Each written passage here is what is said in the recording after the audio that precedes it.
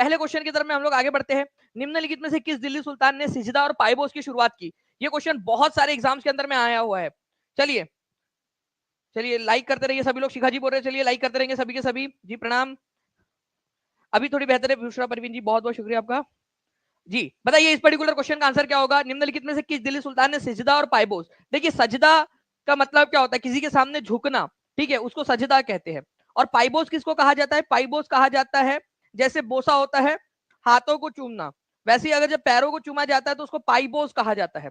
तो सजदा केवल इस्लामिक परंपरा के अनुसार सजदा केवल और केवल जो है वो खुदा के सामने, ईश्वर के सामने किया जा सकता है। तो ये जो गैर इस्लामिक परंपरा थी, ठीक है, वो किसने शुरुआत की थी? तो ये बलबन ने शुरुआत की थी, ये याद रखना। उसने बोला था कि हमारे मेरे सामने झुको करके, ठीक है। तो सजदा और पाइबोस की परंपरा जो है फ्रेंड्स ये की थी बलबन ने। साथ ही साथ आप लोगों को एक और याद रखना है, आप एक क्वेश्चन आप लोगों से बनता है, पारसी न्यू ईयर, ठीक है, भारत के अंदर में मनाने का निर्णय जो है वो किसने लिया था या किसने शुरुआत की थी? ठीक है, जो फारसी नया साल होता है, ठीक है, पर्शियन न्यू ईयर भारत के अंदर में मनाने की शुरुआत किसने, राजा ने की थी? तो आप लोगों का डायरेक्टली आंसर क्या हो जाएगा फ्रेंड्स आप लोगों का? ठीक है, नवरोज जिसको बोलते हैं बलबन ने स्टार्ट की थी, ये याद रखना है आप लोगों ने। तो नवरोज, ठीक है, नवरोज मनाने की जो शुरुआत है फारसी न्यू ईयर, वो भी इसी ने की थी। ये भी एक बहुत ही इंपॉर्टेंट वाला क्वेश्चन है। ये मैं टीम से रिक्वेस्ट करूंगा कि प्लीज इस क्वेश्चन को भी डाल दिया जाए हमारे, क्योंकि ये क्वेश्चन एग्जाम के अंदर में ऑलरेडी आया हुआ है, तो आगे में भी पूछे जाने की बहुत अधिक संभावना जो है इसकी बन जाती है। ठीक है, चलिए नेक्स्ट क्वेश्चन की तरफ में हम लोग आगे बढ़ते हैं फ्रेंड्स। हमारे ये क्वेश्चन हो गया आप लोगों का, सिजदा और पाइबोस की इसने किया था। ईस्ट इंडिया कंपनी ने बंगाल में व्यापार शुरू किया और हुगली नदी के किनारे पर पहला अंग्रेजी कारखाना किस वर्ष स्टार्ट किया? ये एनसीईआरटी से लिया है क्वेश्चन इन्होंने, एनसीईआरटी से। एसएससी सीजीएल 2022 का क्वेश्चन नहीं है आपका, एसएससी में भी आप लोग जो है धूम मचा सकते हो टीचिंग परीक्षा के साथ में पढ़ के। जितने भी लोग जुड़े हुए हैं जल्दी जल्दी से, जिन बच्चों ने सेशन को लाइक कर दिया हाथ ऊपर कर देंगे फ्रेंड्स, ताकि मैं यहाँ देख सकूं कि कितने बच्चे जो बिल्कुल प्रतिसाद दे रहे हैं, और सेशन को लाइक करने के साथ में चैनल को सब्सक्राइब भी करते चलेंगे ताकि आप लोगों को आने वाले सेशंस भी मिलते रहे। देखिए अगर मैं बात करूं, ईस्ट इंडिया कंपनी ने बंगाल में व्यापार शुरू किया और हुगली नदी के किनारे पर पहला अंग्रेजी कारखाना किस वर्ष स्थापित किया था? तो 1651 के अंदर में। ये याद रखना, डायरेक्टली एनसीईआरटी से उठाया हुआ क्वेश्चन नहीं है आप लोगों का। देख सकते हो आप लोग, ईस्ट इंडिया कंपनी बंगाल में व्यापार शुरू करती है, ये आपका दिया हुआ है एनसीईआरटी के अंदर में। पहली इंग्लिश फैक्ट्री बंगाल के इलाके में हुगली नदी के किनारे पर 1651 में खोली गई थी। ठीक है, कौन सी नदी के किनारे पे खोली गई थी? ये एनसीईआरटी का स्क्रीनशॉट लिया है आप लोगों का, ठीक है, हुगली नदी के किनारे पे खोली गई थी, ठीक है, ये याद रखेंगे। और कौन से साल में खोली गई थी? 1651 में। बंगाल की बात हो रही है यहाँ पर में, बंगाल में किस वर्ष स्थापित की गई थी, तो ये पॉइंट आप लोगों ने याद रखना था। ठीक है, तो ये दो जो है फिल इन द ब्लैंक करके भी क्वेश्चन बनाया जा सकता है कि ब्लैंक नदी के किनारे पर ब्लैंक में, ठीक है, उन्होंने स्थापित की थी। तो हुगली नदी के किनारे पर 1651 के अंदर में। ओके, चलिए 1651 में देखिए, मैं आपसे जो कह रहा हूं ना आप लोगों को, वो हर एक चीज जब मैं आपसे एक्सप्लेन कर रहा हूं तो उसके ऊपर में क्वेश्चन बनने की संभावना रहती है। 1651 में एसएससी एमटीएस में पूछा किस नदी के किनारे पर पहला अंग्रेजी कारखाना स्थापित किया गया था? 1651 के अंदर में, एनसीईआरटी से बनाया है। तो जो बच्चा 10 से भी ज्यादा 2025 को अपना लकी ईयर, अपने जीवन का सबसे बेस्ट ईयर जो है अगर बनाना चाहता है तो ये सेशन पूरा देखिए। ठीक है, अगर मैं बात करूं फ्रेंड्स यहाँ पर मैं इस पर्टिकुलर क्वेश्चन की, तो इस क्वेश्चन के अनुसार हुगली नदी के किनारे के ऊपर में जो है अंग्रेजी कारखाना स्थापित किया गया था। कमेंट के अंदर में लिखते जाएंगे सभी लोग, ठीक है, और ईयर भी लिख देंगे ताकि याद होता जाए आप लोगों को। नेक्स्ट क्वेश्चन की तरफ में आगे बढ़ते हैं। किसी राज्य के राज्यपाल को शपथ कौन दिलाता है? अभी अभी हाल फिलहाल में जो है फ्रेंड्स नए नए राज्यपाल बने हैं, अलग अलग राज्यों के, कुछ राज्यों के राज्यपाल की घोषणा हुई है। तो राज्य के राज्यपाल को शपथ कौन दिलाता है? तो देखो, हर एक राज्य के अंदर में कम से कम एक राज्यपाल होना जरूरी है। ठीक है, तो राज्यपाल को शपथ जो है फ्रेंड्स वो दिलाता है उस राज्य के हाई कोर्ट का चीफ जस्टिस। उस राज्य में जो हाई कोर्ट होगा, ठीक है, उसका चीफ जस्टिस जो है वो शपथ दिलाएगा। ये याद रखना है आप लोगों ने। अगर बिहार के, जैसे कि आरिफ मोहम्मद खान जो है अभी बिहार के नए राज्यपाल बने हैं, ठीक है, राजेंद्र कार्लेकर जो है आपके वो बने हैं केरल के, चले गए अभी वो।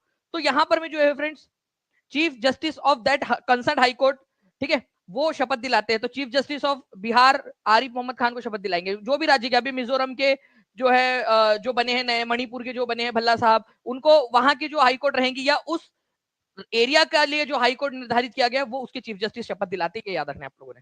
ठीक है, तो सी इज द करेक्ट आंसर। लेकिन नियुक्ति कौन करता है? राज्यपाल की नियुक्ति कौन करता है? अगर ये क्वेश्चन आ जाए, ठीक है, नियुक्ति, ये क्वेश्चन आप लोगों से बन सकता है। नियुक्ति कौन करता है? तो राष्ट्रपति करते हैं केंद्र सरकार की अनुशंसा पर। केंद्र सरकार जिसको कहेंगी उसको राष्ट्रपति नियुक्त कर देते हैं, उस व्यक्ति को उस राज्य का जो है राज्यपाल के रूप में। क्या एक व्यक्ति एक से ज्यादा राज्यपाल, एक से राज्य का राज्यपाल हो सकता है? हाँ या ना में जवाब दो, क्योंकि ये क्वेश्चन आया हुआ एग्जाम के अंदर में। मैं टीम से रिक्वेस्ट करूंगा कि ये क्वेश्चन जो है पूछा गया था टीआरई के अंदर में, अगर पॉसिबल हो तो प्लीज लगा दीजिए। और जितने भी बच्चे हैं जिन्होंने सेशन को लाइक कर दिया है, ठीक है, उनका बहुत बहुत शुक्रिया। जल्दी जल्दी से सेशन को लाइक भी करते रहेंगे आप सभी लोग, और जहां भी शेयर कर सकते हो शेयर भी कर देंगे। एक और क्वेश्चन आप लोगों से बन सकता है फ्रेंड्स यहाँ पर में कि जो राज्यपाल होता है, ठीक है, उसकी नियुक्ति तो राष्ट्रपति करते हैं, उसको शपथ जो है वो हाईकोर्ट के चीफ जस्टिस दिलाते हैं, ठीक है। अगर इसको अपना इस्तीफा देना है तो किसको देना देगा वो? तो वो राष्ट्रपति को देते हैं, ये याद रखना है आप लोगों ने, ठीक है। इस्तीफा देना है तो राष्ट्रपति को देंगे, ओके, राज्यपाल। ये भी क्वेश्चन बनता है आप लोगों का, ठीक है, इंपॉर्टेंट पॉइंट है। उस राज्य का पहला नागरिक कौन होता है? तो राज्यपाल होता है, ये याद रखेंगे आप लोग। पहले जो है एक राज्य के अंदर में एक ही राज्यपाल हो सकता था, मतलब एक व्यक्ति एक ही राज्य का राज्यपाल हो सकता था, अब एक से ज्यादा राज्य का भी हो सकता है, ठीक है। तो राष्ट्रपति जो है फ्रेंड्स, अगर इनको शपथ दिलानी है तो भारत के मुख्य न्यायाधीश ये दिलाएंगे, ठीक है। त्यागपत्र अगर राष्ट्रपति को देना है तो उपराष्ट्रपति को देंगे ये, ठीक है। उपराष्ट्रपति को अगर शपथ दिलानी है तो राष्ट्रपति दिलाएंगे, और राष्ट्रपति को ये शपथ भी देगा। राज्यपाल जो है इसकी नियुक्ति कौन करता है? राष्ट्रपति करता है, तो राष्ट्रपति को ही शपथ देगा ये, राष्ट्रपति को ही त्यागपत्र देगा, लेकिन उसको शपथ दिलाने का काम कौन करता है? उस राज्य के मुख्य न्यायाधीश, ठीक है। नाउ फ्रेंड देखिए 69 बीपीएससी का क्वेश्चन आप लोगों का, आप लोग हर कोई बच्चा कमेंट के अंदर में आंसर करेंगे इसका, ठीक है। जी हाँ, उड़ीसा के राज्यपाल जो है, ठीक है, अभी मैंने आप लोगों को बोला ना कि इस्तीफा देना है तो किसको देंगे? उड़ीसा के राज्यपाल ने इस्तीफा दे दिया है, ठीक है। रघुबर दास जो है उन्होंने आज ही इस्तीफा दे दिया है। तो किसको दिया उन्होंने? रघुबर दास जी ने इस्तीफा। उन्होंने इस्तीफा जो है फ्रेंड्स राष्ट्रपति को सौंपा है, ठीक है, रघुबर दास जी ने। कोई है यहाँ उड़ीसा से? देखिए, अगर मैं आप लोगों से बात करूं फ्रेंड्स की नवरोज नाम का जो फेस्टिवल है वो भारत में मनाने का निर्णय किसने लिया था? अगर ये क्वेश्चन आ जाए आप लोगों से तो बलबन ने लिया था, ये याद रखना आप लोगों ने। 69 बीपीएससी के अंदर में आया हुआ क्वेश्चन है आप लोगों का, ठीक है, बहुत बार पूछा जाता है एग्जाम के अंदर में, ठीक है। नाउ फ्रेंड, भारत का राष्ट्रपति कितनी बार पुनः चुनाव के लिए जो है वो पात्र होता है? मतलब भारत का राष्ट्रपति कितने बार चुनाव लड़ सकता है? अगर मान लीजिए कि ये मैं हूं, ठीक है, ये मान लेना अभी फिलहाल के लिए ये मैं हूं, ठीक है, मैं एक बार राष्ट्रपति बन गया, ओके, फिर बाद में एक बार फिर से बन गया, क्या मैं तीसरे बार भी खड़ा हो सकता हूँ? चौथे बार भी? कितने बार राष्ट्रपति बन सकता हूँ मैं भारत के अंदर में? तो भारत के अंदर में जो है फ्रेंड्स, यहाँ पर मैं याद रखना है आप लोगों ने कि 1 2 3, ठीक है, more than one of the above, none of the above. तो आंसर क्या होगा यहाँ पर? मैं कहीं पे भी दिया नहीं है यहाँ पर में कि कितने बार होता है, तो कितने भी बार होता है, मतलब एक बार, दो बार, तीन बार नहीं, कितने भी बार हो सकता है, कितने भी बार, ठीक है। अनलिमिटेड टाइम, तो यहाँ पर मैं ऑप्शन में होना चाहिए था अनलिमिटेड टाइम, ठीक है, अनलिमिटेड, कितने भी बार, कोई सीमा नहीं है, कोई, ठीक है, कोई सीमा नहीं है, उसके अंदर में कोई सीमा नहीं है कि कितने बार बन सकता है। अमेरिका के अंदर में अगर राष्ट्रपति बनना है तो आप 2 ही बार बन सकते हो, एक व्यक्ति यूएसए के अंदर में 2 ही बार राष्ट्रपति बन सकता है, बट भारत के अंदर में कितने भी बार राष्ट्रपति, कितने भी बार प्रधानमंत्री बन सकता है, ठीक है। तो आंसर इसका ऑप्शन नंबर ई होगा आप लोगों का, इसको ध्यान रखना है आप लोगों ने। ये आप लोगों का बीपीएससी टीचर के अंदर में 9th की एग्जाम के अंदर में आ चुका है क्वेश्चन, ठीक है। नाउ फ्रेंड देखिए, निम्नलिखित तुगलक राजाओं में से किसने तांबे की मुद्रा प्रणाली शुरू की? Copper currency system. ये कॉपर करेंसी सिस्टम को टोकन करेंसी भी बोलते हैं आप लोग, टोकन करेंसी, टोकन करेंसी, ठीक है। तो टोकन करेंसी सिस्टम किसने स्टार्ट किया था? जल्दी से बताएंगे आप सभी। देखिए, अगर मैं बात करूं फ्रेंड टोकन करेंसी की, तो टोकन करेंसी में क्या था कि चांदी के सिक्कों के बदले में, ठीक है, चांदी के सिक्कों के बदले में, ठीक है, कॉपर के, तांबे के जो सिक्के हैं वो बनाए गए, और बोला गया कि जितने रुपए की कीमत चांदी के सिक्के की थी उतनी ही कीमत, ठीक है, कॉपर के सिक्कों की भी होंगी, मतलब दोनों बराबर रहेंगे। जनता इसको एक्सेप्ट नहीं कर पा रही थी, क्योंकि उनको पता था कि चांदी की अपनी खुद की भी कीमत होती है, कॉपर की उतनी नहीं होती ना। तो लोगों ने एक तो एक्सेप्ट नहीं कर रहे थे, दूसरी चीज चांदी अपने पास बचा के रख लेते थे, जो टैक्स देना होता था वो कॉपर की करेंसी में दे देते थे। दूसरा, यहाँ पर में वो लोग जो चांदी है, अगर उसके सिक्के बनाने हैं तो पहले चांदी लानी पड़ेगी आपको, लेकिन अगर आपको कॉपर के सिक्के बनाने तो कॉपर तो कहीं भी मिल जाएगा, तांबा वगैरह बहुत आसानी से मिल जाता था। तो ये मोहम्मद बिन तुगलक के समय में हुआ था, ये पूरी की पूरी भसड़ टोकन करेंसी मोहम्मद बिन तुगलक के समय में, ठीक है, ये याद रखेंगे आप लोग। मोहम्मद बिन तुगलक जो है फ्रेंड्स, आप लोगों को अगर ये क्वेश्चन पूछा जाए कि पूरे दिल्ली सल्तनत के अंदर में, ठीक है, पागल राजा किसको कहा जाता था, ठीक है, तो पागल राजा कहा जाता था मोहम्मद बिन तुगलक को। लेकिन अगर आपसे ये पूछा जाए कि सबसे ज्यादा पढ़ा लिखा शासक कौन था दिल्ली सल्तनत में, पूरे दिल्ली सल्तनत के 320 साल के इतिहास के अंदर में सबसे ज्यादा पढ़ा लिखा राजा था, तो वो भी मोहम्मद बिन तुगलक था। सबसे पढ़ा लिखा, सबसे ज्यादा एजुकेटेड शासक था तो भी मोहम्मद बिन तुगलक था। और अगर किसी को पागल कहा जाता था तो भी इसी को कहा जाता था, ठीक है। ऐसा नहीं है कि पढ़ने से पागल हो जाता है इंसान, उसकी कुछ नीतियां गलत थी, उसकी नीतियां एडवांस थी, जो उस समय के जनता को जनता के हिसाब से जो है फिट नहीं थी, वो जनता पीछे थी। चलिए, तो टोकन करेंसी ये याद रखना है आप लोगों ने friends. Now friends next question SSC steno का क्वेश्चन है। आपको मैं कह रहा हूं आप लोगों से कि आप टीचिंग कैटेगरी के साथ साथ में आप लोग बहुत सारे एग्जाम्स क्लियर कर सकते हो, ठीक है। तो बताइए यहाँ पर में इस क्वेश्चन का आंसर क्या होगा। तो किस गवर्नर जनरल को परमाधिकार की नीति की शुरुआत का श्रेय दिया जाता है? पैरामाउंटसी। देखो पैरामाउंटसी का मतलब होता है कि भाई हमारे मुर्गे की एक टांग, मतलब सबसे बड़े हम हैं, ठीक है, और हमसे बड़ा कोई नहीं, ठीक है। तो अंग्रेजों की सर्वोच्चता है, अंग्रेजों का जो राजा है, ठीक है, या रानी रहेंगी, उसको अपना बॉस मानना पड़ेगा, पैरामाउंट मानना पड़ेगा। तो ये किसने स्टार्ट किया था? Lord Richardson, Lord Hasting, Lord Clive या लॉर्ड विलियमसन? तो लॉर्ड हेस्टिंग्स जो थे फ्रेंड्स, इन्होंने ये परमा जो यहाँ पर में सर्वोच्चता का दावा है या फिर आपका परमाधिकार जिसको कहते हैं पैरामाउंटेसी, वो चालू किया था। हिंदी में इसको सर्वोच्चता का दावा भी कहते हैं, सर्वोच्चता का दावा। मतलब कि भारत के जितने भी राजे रजवाड़े हैं उनको ब्रिटेन के राजा को अपना बॉस मानना पड़ेगा, पैरामाउंट मानना पड़ेगा, और ये मानना पड़ेगा कि आप जो है वो ब्रिटेन के अधीन रहकर अपना राज्य चला रहे हो, ठीक है। तो ये जो था सर्वोच्चता का सिद्धांत कि हम बेस्ट है, ये लॉर्ड हेस्टिंग्स ने चालू किया था 1813 के अंदर में, ठीक है, लॉर्ड हेस्टिंग्स। ये क्वेश्चन बहुत ही इंपॉर्टेंट है, आता है ये सर्वोच्चता का दावा किसने किया था। डायरेक्ट क्वेश्चन बनता है कि सर्वोच्चता का दावा किसने किया था, तो सर्वोच्चता का दावा किया था तुम्हारे मामा के लड़के लॉर्ड हेस्टिंग्स ने, ठीक है, ये याद रख लेना आप लोग। तो जल्दी जल्दी से सेशन को शेयर भी करते रहेंगे, सेशन को लाइक भी करते रहिए आप लोग। लोकसभा और राज्यसभा की संयुक्त बैठक की अध्यक्षता कौन करता है? अब एक क्वेश्चन और बन जाता है इसके अंदर में, ठीक है, कि भाई लोकसभा और राज्यसभा की संयुक्त बैठक बुलाने का आर्टिकल कौन सा है? ये भी एक क्वेश्चन बनता है भाई, संविधान में प्रावधान तो होना चाहिए ना इसको बुलाने का। तो लोकसभा और राज्यसभा की संयुक्त बैठक बुलाने का आर्टिकल कौन सा है? 110 है, 108 है, 112 है, क्या है? आप लोग जल्दी बताइए। वेरी गुड, बहुत बढ़िया फ्रेंड्स, 108। आर्टिकल नंबर 108 जो है आप लोगों का, उसके अनुसार, ठीक है, लोकसभा और राज्यसभा की संयुक्त बैठक बुलाई जा सकती है, ज्वाइंट बैठक, ठीक है। बुलाएगा कौन? ठीक है, बुलाता कौन है?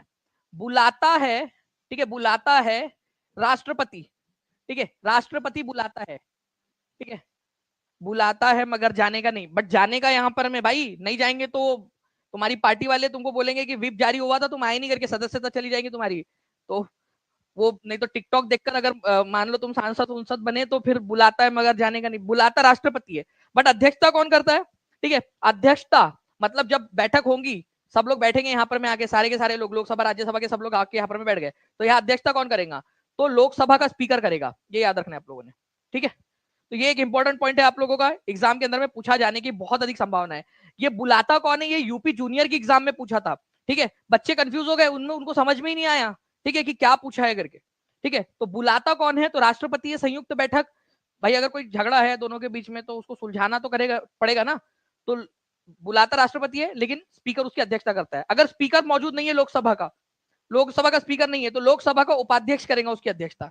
अगर उपाध्यक्ष भी मौजूद नहीं है, ठीक है, तो उसके बाद में राज्यसभा का उपसभापति, राज्यसभा का उपसभापति। लेकिन कभी भी जो उपराष्ट्रपति है वो कभी नहीं करता, ठीक है, राज्यसभा का उपसभापति करेगा। लोकसभा का अध्यक्ष या स्पीकर अगर वो मौजूद नहीं है तो लोकसभा का उपाध्यक्ष करेगा, अगर वो भी मौजूद नहीं है, दोनों को साथ में सुसु लगी, दोनों नहीं है मौजूद यहाँ पर में, राज्यसभा का उपाध्यक्ष राज्यसभा के सभापति पर कभी नहीं जाएगा। क्यों? क्योंकि राज्यसभा का सभापति देश का उपराष्ट्रपति भी होता है, और उपराष्ट्रपति संयुक्त बैठक की अध्यक्षता नहीं कर सकता। इसी वजह से डायरेक्टली लोकसभा के उपाध्यक्ष के बाद में राज्यसभा के उपसभापति पर चले जाता है, ठीक है। ओके, चलिए, तो ये आप लोगों ने याद रखना था। नेक्स्ट क्वेश्चन की तरफ में हम लोग आगे बढ़ते हैं। आप लोगों के आर्टिकल आप लोगों का जो है फ्रेंड्स ये याद रखना है, 108 के तहत जो है वो बैठक बुलाई जा सकती है। अभी हमारी कौन से नंबर की लोकसभा चल रही है? अभी हमारी चल रही है जो है 18वें नंबर की लोकसभा। सभी लोग लिखिए, ठीक है, जल्दी से बताइए यहाँ पर में कि हमारे कौन से नंबर की लोकसभा चल रही है। 18वें नंबर की लोकसभा का चुनाव हुआ है 2024 के अंदर में, ठीक है। इसके स्पीकर कौन बने हैं? ठीक है, तो ओम बिरला सेकंड टाइम बने हैं।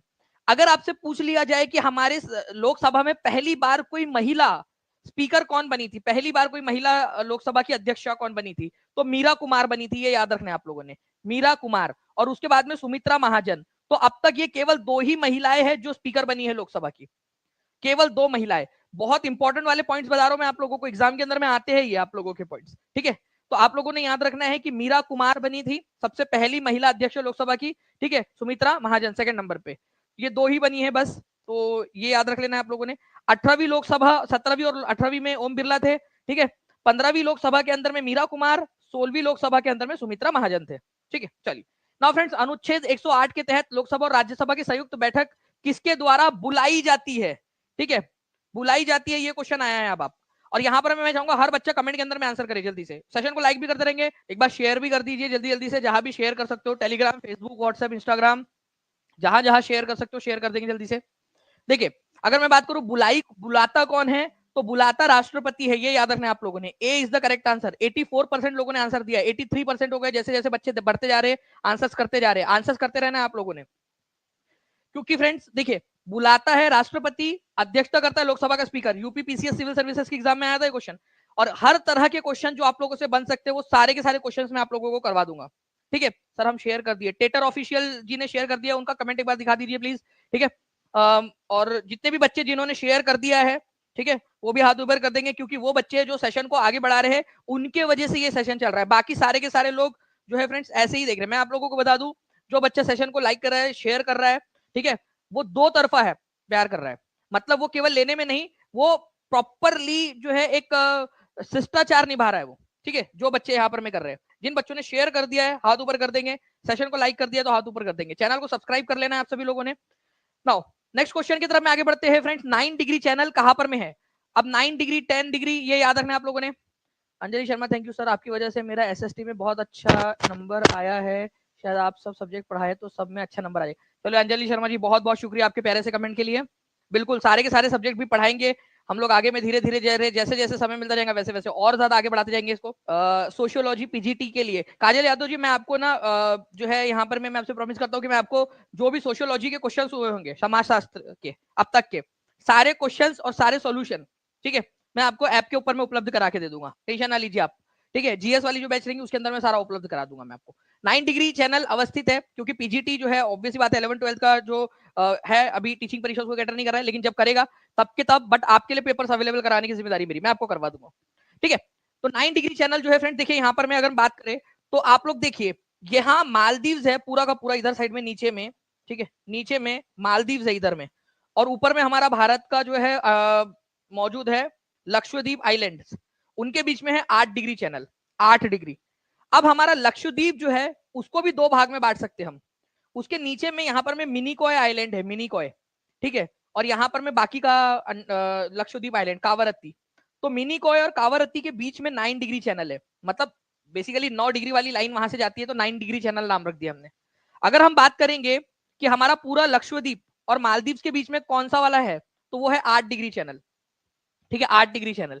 लेकिन अगर हमारे लक्षद्वीप के अंदर में ही जो कावरत्ती की राजधानी है और मिनिकॉय एक इंपॉर्टेंट आइलैंड है, उन दोनों के बीच में कौन सी लाइन है, तो 9 डिग्री वाला लैटिट्यूड है, तो 9 डिग्री चैनल इसको बोलते हैं। तो अब आप लोग आंसर करिए इसका, कोशिश तो करो यारो, ठीक है, कोशिश तो करो आप लोग। ठीक है सर, आपकी वजह से आज मैं टीचर हूँ, श्याम यादव जी, बहुत बढ़िया, कॉन्ग्रेचुलेशन आपको।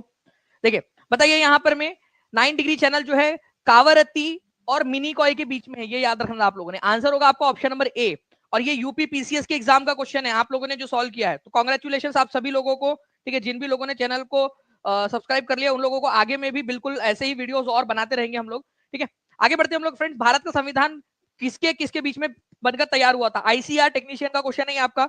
2025 में 10 से भी ज्यादा जॉब लेनी है आप लोगों ने, बताइए इस क्वेश्चन का आंसर क्या होने वाला है?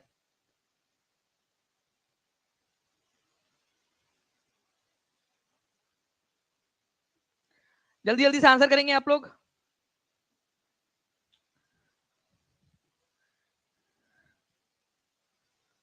आंसर देखिए फ्रेंड्स, अगर मैं बात करूं यहां पर में कि भारत का संविधान जो है वो किसके किसके बीच में तैयार हुआ था, तो दिसंबर 1946 में इसकी पहली बैठक हुई थी। 9 दिसंबर को, 9 दिसंबर 1946 को पहली बैठक हुई थी, और 26 नवंबर को ये बनकर तैयार हो गया था, 26 नवंबर 1949 को। तो आंसर होगा इसका ऑप्शन नंबर, ठीक है, सी। ठीक है, ऑप्शन नंबर सी इसका आंसर हो जाएगा। ठीक है सर, प्यार दो तरफा होना ही जरूरी है क्या? अभी कुलदीप सर आएंगे ना, उनसे पूछ लेना आप, ठीक है, क्या होना जरूरी है, ठीक है, वो बताएंगे आपको खुशी जीवन का राज अपने। चलिए, तो यहाँ पर मैं फ्रेंड्स आगे बढ़ते हैं हम लोग यहाँ पर हमारे नेक्स्ट क्वेश्चन की तरफ में। इस क्वेश्चन का आंसर करिए आप सभी के सभी लोग। देखिए, अगर मैं बात करूं यहाँ पर मैं भारत के ब्लैंक के अधिकार को जीवन के अधिकार का हिस्सा माना जाता है, कौन सा वाला अधिकार है जिसको जीवन के अधिकार के अंदर में माना गया है? ठीक है, ब्लैंक के अधिकार को जीवन के अधिकार के अंदर माना गया है। तो जिंदा रहने के लिए तेरी कसम, ठीक है, एक मुलाकात जरूरी है। बट उसके साथ में आप लोगों को जो है फ्रेंड्स पानी भी तो चाहिए, साफ पानी चाहिए, ठीक है, साफ हवा चाहिए आप लोगों को। तो ये सारी की सारी चीजें जो है जीवन के अधिकार के अंतर्गत ही आती है। तो इसके अंदर में बेसिकली आप लोगों का वाटर का जो अधिकार है, ठीक है, भारत के अंदर में जल के अधिकार को जीवन के अधिकार के अंदर ही माना गया है पानी के लिए। तो मेन चीज है पानी आप लोगों का, कि पानी भाई चाहिए। पानी जो है वो जिंदा रहने के लिए पानी चाहिए, नहीं तो जिंदा रह के क्या करोगे आप लोग, मतलब जिंदा रह के क्या करोगे, मतलब जिंदा ही नहीं रहोगे, ठीक है। वो एक कोई एक यार कोई मूवी का एक सीन था शायद से, उसके अंदर में वो ब्रह्मानंद है, एक बहुत बड़े एक्टर है साउथ के, ठीक है, उन्होंने उन्होंने कहा कि भाई अगर उसने मेरा मर्डर कर दिया तो मैं तेरे को छोड़ूंगा नहीं। मतलब भाई जब तेरा मर्डर हो ही जाएगा तो तेरे तू कैसे छोड़ेगा उसको। चलिए आगे बढ़ते हैं फ्रेंड्स यहाँ पर में। तो यही वाली बात है कि पानी नहीं रहेगा तो जिंदा कैसे रहोगे और अच्छा जीवन कैसे जियोगे। फिर आगे बढ़े। भारत में कौन से गवर्नर जनरल को स्थानीय स्वशासन का पिता कहा जाता है, फादर ऑफ, ठीक है, जल्दी बताइए यहाँ पर में। Local self government, father of local self government, Lord Ripon, Lord Wellesley, Lord Canning, Lord William Bentinck. Father of local self government, local self government का मतलब पंचायत, म्युनिसिपैलिटी वगैरह जो होती है आप लोगों की। तो लॉर्ड रिपन जो है फ्रेंड्स, इनको father of in local self government कहा जाता है। ये लॉर्ड रिपन बहुत अच्छा इंसान था, भगवान इसकी आत्मा को शांति, ठीक है, और अनुराधा, नेहा, करिश्मा, जो जो भी चाहिए था उसको, सारी चीजें थे उसकी आत्मा को उसके मरने के बाद में, ठीक है। तो लॉर्ड रिपन जो है फ्रेंड्स अच्छा इंसान था। उसने कहा था कि मेरा दिल भारत के लिए धड़कता है अपने देश से ज्यादा, ठीक है। इसने जो है फ्रेंड्स भारत के अंदर में जो प्राइमरी एजुकेशन है उसको बढ़ावा देने के लिए, प्राइमरी एजुकेशन को बढ़ावा देने के लिए हंटर कमीशन का गठन किया था।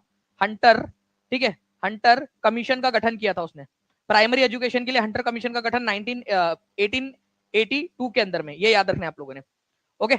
इसके अलावा इल्बर्ट बिल इन्हीं के समय में आया था। अच्छा था इल्बर्ट बिल हमारे भारत के लोगों के लिए, ठीक है। क्यों? क्योंकि इल्बर्ट बिल कहता था कि भारतीय जज और यूरोपियन जजेस में समानता लाई जाए। क्या इल्बर्ट बिल पास हो पाया था? इतना अच्छा कानून लाया, देखो कितना अच्छा सोचता था ये हमारे लोगों के बारे में, कि यूरोपियन जजेस को जो पावर है वही भारतीय जजेस को भी होने चाहिए। बट इल्बर्ट बिल बोलते थे उसको, लॉर्ड इल्बर्ट इनके जो अधिकारी थे उन्होंने बनाया था, तो इल्बर्ट बिल उसका नाम रखे थे। तो इल्बर्ट बिल पास हो पाया था कि नहीं हो पाया था, उसको वापस लेना पड़ गया था क्योंकि अंग्रेजों ने उसका विरोध किया, ठीक है। तो ये आप लोग थोड़ा सा इसको याद रख लेंगे। नेक्स्ट क्वेश्चन की तरफ में आगे बढ़ते हैं फ्रेंड्स। लॉर्ड रिपन को भारतीय स्वशासन का जनक कहा जाता है, ये याद रखना है। 1867 में जब औरंगजेब ने गोलकुंडा किले पर अधिकार किया, उस समय गोलकुंडा का शासक कौन था, ठीक है। तो पहली बात तो ये है कि औरंगजेब ने, ठीक है, गोलकुंडा जो रियासत थी, गोलकुंडा रियासत कहां पर में थी भाई? ये हैदराबाद है ना जो इधर का, ठीक है, हैदराबाद, यहां पर में गोलकुंडा रियासत थी। तो गोलकुंडा की रियासत और गोलकुंडा का किला, इसको किसने कब्जा किया था? औरंगजेब के समय में कब्जा किया गया 1687 के अंदर में, 1687 के अंदर में। ये एक इंपॉर्टेंट पॉइंट है आपका, ठीक है। उस समय गोलकुंडा का शासक कौन था? अबुल हसन कुतुब शाह, सिकंदर आदिल शाह, अली आदिल शाह दो, सैयद, ठीक है, शाइस्ता खान। शाइस्ता खान तो उसका मामा था यार, वो कहां से उसका वो होगा, ठीक है। तो गोलकुंडा का किला जो है फ्रेंड्स बहुत ही फेमस है, हैदराबाद में मिलेगा आज आपको, ठीक है। कोई है जिसने गोलकुंडा का किला देखा है कभी? ठीक है, अगर कभी हैदराबाद जाओ तो जरूर देखना गोलकुंडा का किला। तो अबुल हसन कुतुब शाह जो है वहां का शासक था जिस समय औरंगजेब ने, ठीक है, 1687 में उस पर कब्जा किया था, ये याद रखेंगे आप सभी लोग, ठीक है। अबुल हसन कुतुब शाह बहुत सारे एग्जाम्स में आ चुका है ये, ठीक है। अबुल हसन कुतुब शाह, कुतुब शाही सल्तनत थी, इस वजह से कुतुब शाह लगाते थे उनके नाम के आगे। तो अबुल हसन था वहां का, कुतुब शाह तो उनका जो है सरनेम टाइप का था, ऐसा समझ लीजिए, कुतुब शाही सल्तनत थी, ठीक है।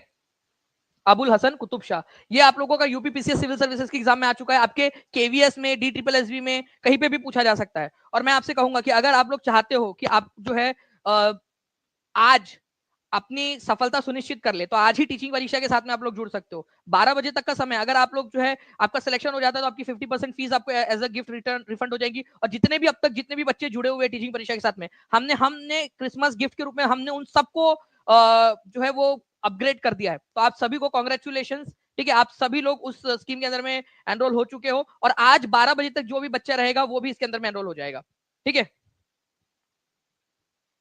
नाउ नेक्स्ट क्वेश्चन की तरफ में आगे बढ़ते हैं। प्राचीन भारत में किस जानवर का उपयोग आमतौर पर खेती के लिए नहीं किया जाता था? प्राचीन भारत के अंदर में, ठीक है, गाय का, बैल का, घोड़े का, भैंस का। अब मैं कभी कभी सोचता हूँ D triple S B TGT वालों, ठीक है, क्या सोचकर तुमने ये क्वेश्चन बनाया, ठीक है। मैंने आज तक कभी किसी को नहीं देखा, प्राचीन भारत की बात छोड़ो, ये आज भी किसी को नहीं देखा घोड़े से खेतों की जुताई कर, तुड़ुक तुड़ुक तुड़ुक करके खेतों के अंदर में पूरा खेत खराब कर देगा घोड़ा। हाँ, खेती कौन करता है यार घोड़ों से, ठीक है। तो आंसर हो जाएगा आपका ऑप्शन नंबर सी, प्राचीन भारत के अभी भी नहीं होती है, तो आंसर इसका ऑप्शन नंबर सी होगा। DSSB TGT के अंदर में 9 दिसंबर 2018 को आया हुआ क्वेश्चन है आपका, कभी भी रिपीट हो जाए तो याद रखना आप सभी लोगों ने, ठीक है। चलो नाउ फ्रेंड नेक्स्ट क्वेश्चन की तरफ में आगे बढ़ते हैं। मैं आपको ये सारी की सारी चीजें पढ़ाने वाला हूँ, ये हर एक चीज पूरे आने वाले सेशन के अंदर में। तो जो बच्चा लेक्चर देखेगा, ये सीरीज कंप्लीट करेगा, वो फायदे में रहेगा। निम्नलिखित में से कौन सा विश्वविद्यालय 1857 के दौरान स्थापित पहले 3 विश्वविद्यालयों में से एक नहीं है? पहली बात, भारत के अंदर में जो पहले 3 विश्वविद्यालय स्थापित किए गए थे वो कब किए गए थे? 1857 में। कौन कौन से विश्वविद्यालय थे वो? एक था कलकत्ता विश्वविद्यालय, ठीक है, एक था बॉम्बे यूनिवर्सिटी आप लोगों की, और एक थी मद्रास यूनिवर्सिटी, ठीक है, दिल्ली यूनिवर्सिटी नहीं थी। तो आंसर क्या हो जाएगा आप लोगों का? कौन सा वाला नहीं था ये याद रखना है आप लोगों ने, तो आंसर हो जाएगा दिल्ली यूनिवर्सिटी। देखिए लॉर्ड कैनिंग के समय में जब 1857 का विद्रोह चल रहा था, उसी समय पीछे में काम भी और भी बहुत सारे भी हो रहे थे, ऐसा नहीं कि काम धंधा पूरा रुक गया।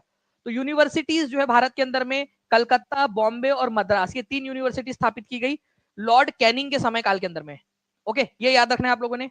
ये लॉर्ड कैनिंग के समय काल के अंदर में जो 3 यूनिवर्सिटीज बनाई गई थी, इन 3 यूनिवर्सिटीज का मॉडल क्या था? ये क्वेश्चन आया था एक एग्जाम के अंदर में, किस मॉडल पर आधारित थी ये?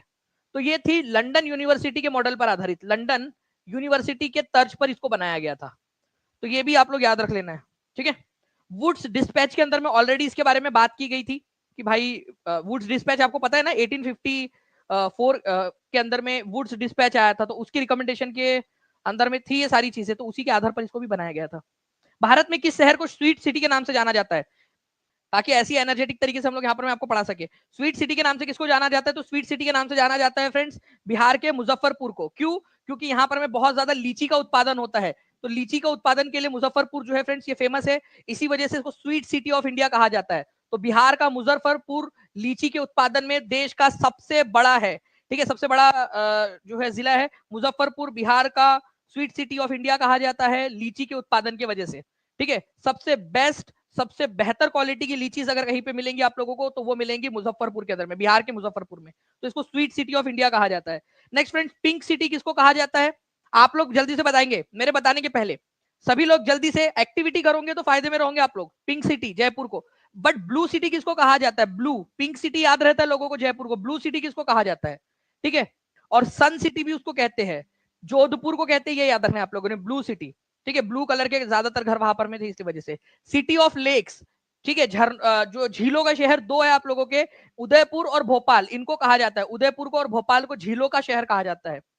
मैनचेस्टर ऑफ इंडिया, एनसीईआरटी के अंदर में दिया हुआ है आप लोगों का, एनसीईआरटी के अनुसार बता रहा हूं आप लोगों को, मैनचेस्टर ऑफ इंडिया कहा जाता है अहमदाबाद को, कॉटन मिल और कपास की खेती की वजह से। डायमंड सिटी, ठीक है, सूरत को कहा जाता है। स्वीट सिटी या लैंड ऑफ लीचीज, मुजफ्फरपुर को कहा जाता है, ठीक है। सिटी ऑफ 7 आइलैंड, 7 आइलैंड से मिलकर बना था, 7 छोटे छोटे द्वीप थे, उनसे मिलकर जो है वो मुंबई बना है, मुंबई शहर, ठीक है। गेटवे ऑफ इंडिया यहीं पर मौजूद है। फाइनेंशियल कैपिटल ऑफ इंडिया, वित्तीय राजधानी, भारत की राजधानी है न्यू दिल्ली, दिल्ली नहीं है, न्यू दिल्ली, ठीक है, नई दिल्ली भारत की राजधानी है, लेकिन फाइनेंशियल कैपिटल, वित्तीय राजधानी किसको कहा जाता है? तो मुंबई को कहा जाता है, ये याद रखना है आप लोगों ने। जल्दी जल्दी से सेशन को लाइक एंड शेयर करते रहेंगे आप सभी के सभी लोग। चलिए, निम्नलिखित में से किस शहर को पिंक सिटी के रूप में जाना जाता है और ब्लू सिटी किसको कहते हैं वो भी आप लोग बता देंगे। पिंक और ब्लू दोनों बताओ आप लोग, लिखो, पिंक लिखो और ब्लू लिखो, ठीक है। चलिए, तो पिंक सिटी, ठीक है, आप लोगों का जयपुर है, और जोधपुर को जो है ब्लू सिटी के नाम से जाना जाता है, और सन सिटी के नाम से भी इसको जानते हो, ये याद रख लेना आप लोगों ने। सभी लोग कमेंट के अंदर में लिखते जाएंगे ताकि आप लोगों को याद होता जाए चीजें। ये नेक्स्ट क्वेश्चन की तरफ में हम लोग आगे बढ़ते हैं फ्रेंड्स, ये आप देख सकते हो, ठीक है, पिंक सिटी जयपुर के अंदर में आप लोगों का हवा महल है। हवा महल के ऊपर में भी अब मैं क्वेश्चन करवाने वाला हूं आपको आने वाले लेक्चर्स के अंदर में, तो बी रेडी, ठीक है, टीचिंग परीक्षा के साथ में जुड़े रहेंगे सभी। भारत का डायमंड सिटी किसको कहा जाता है? भारत का डायमंड सिटी जो है फ्रेंड्स ये कहा जाता है सूरत को, ठीक है।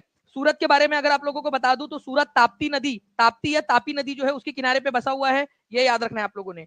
सूरत के अंदर में इंडियन नेशनल कांग्रेस का सेशन हुआ था आप लोगों का 1907 के अंदर में, 1907 का इंडियन नेशनल कांग्रेस का सेशन यहीं पे हुआ था, जहां कांग्रेस में फूट पड़ गई थी, ठीक है।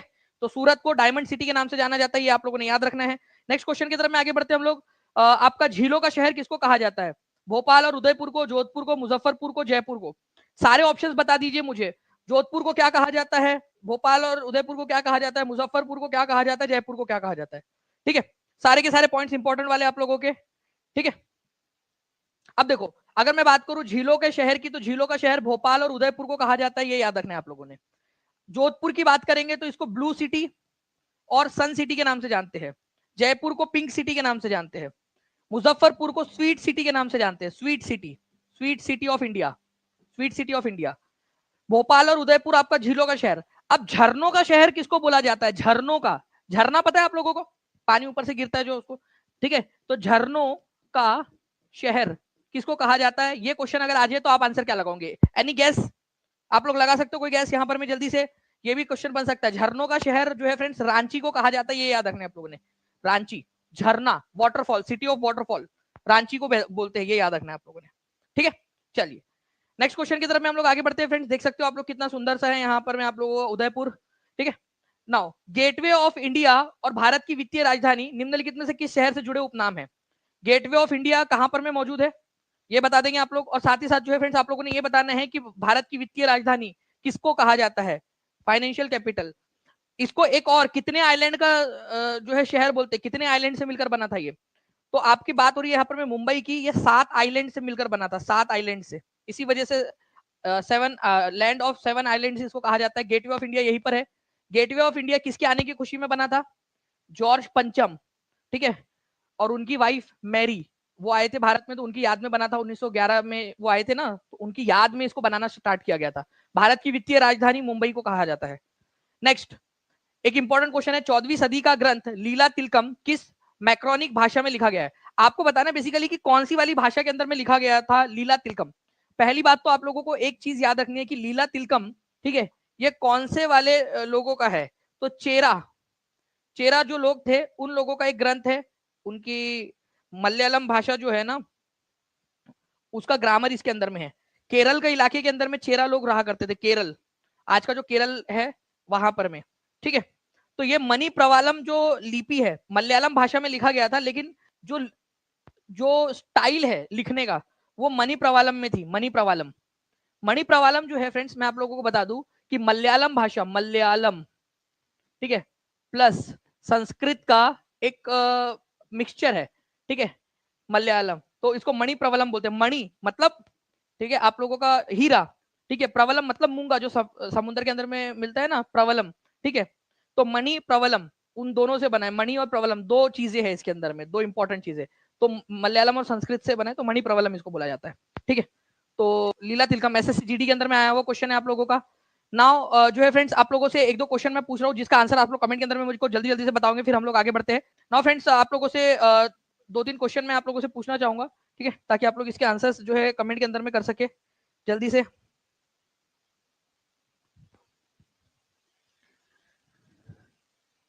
चलिए आप लोग बताइए मुझे फ्रेंड्स कि नवरोज मनाने की शुरुआत किसने की थी?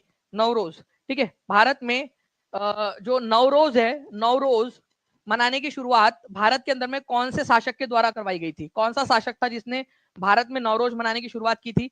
ये आप लोगों ने आंसर करना है। इसके बाद में आप लोग जो है फ्रेंड्स आंसर यहाँ पर में करोगे मुझे कि जो चेरा साम्राज्य था, चेरा साम्राज्य आज के कौन से वाले राज्य में मिलेगा आपको?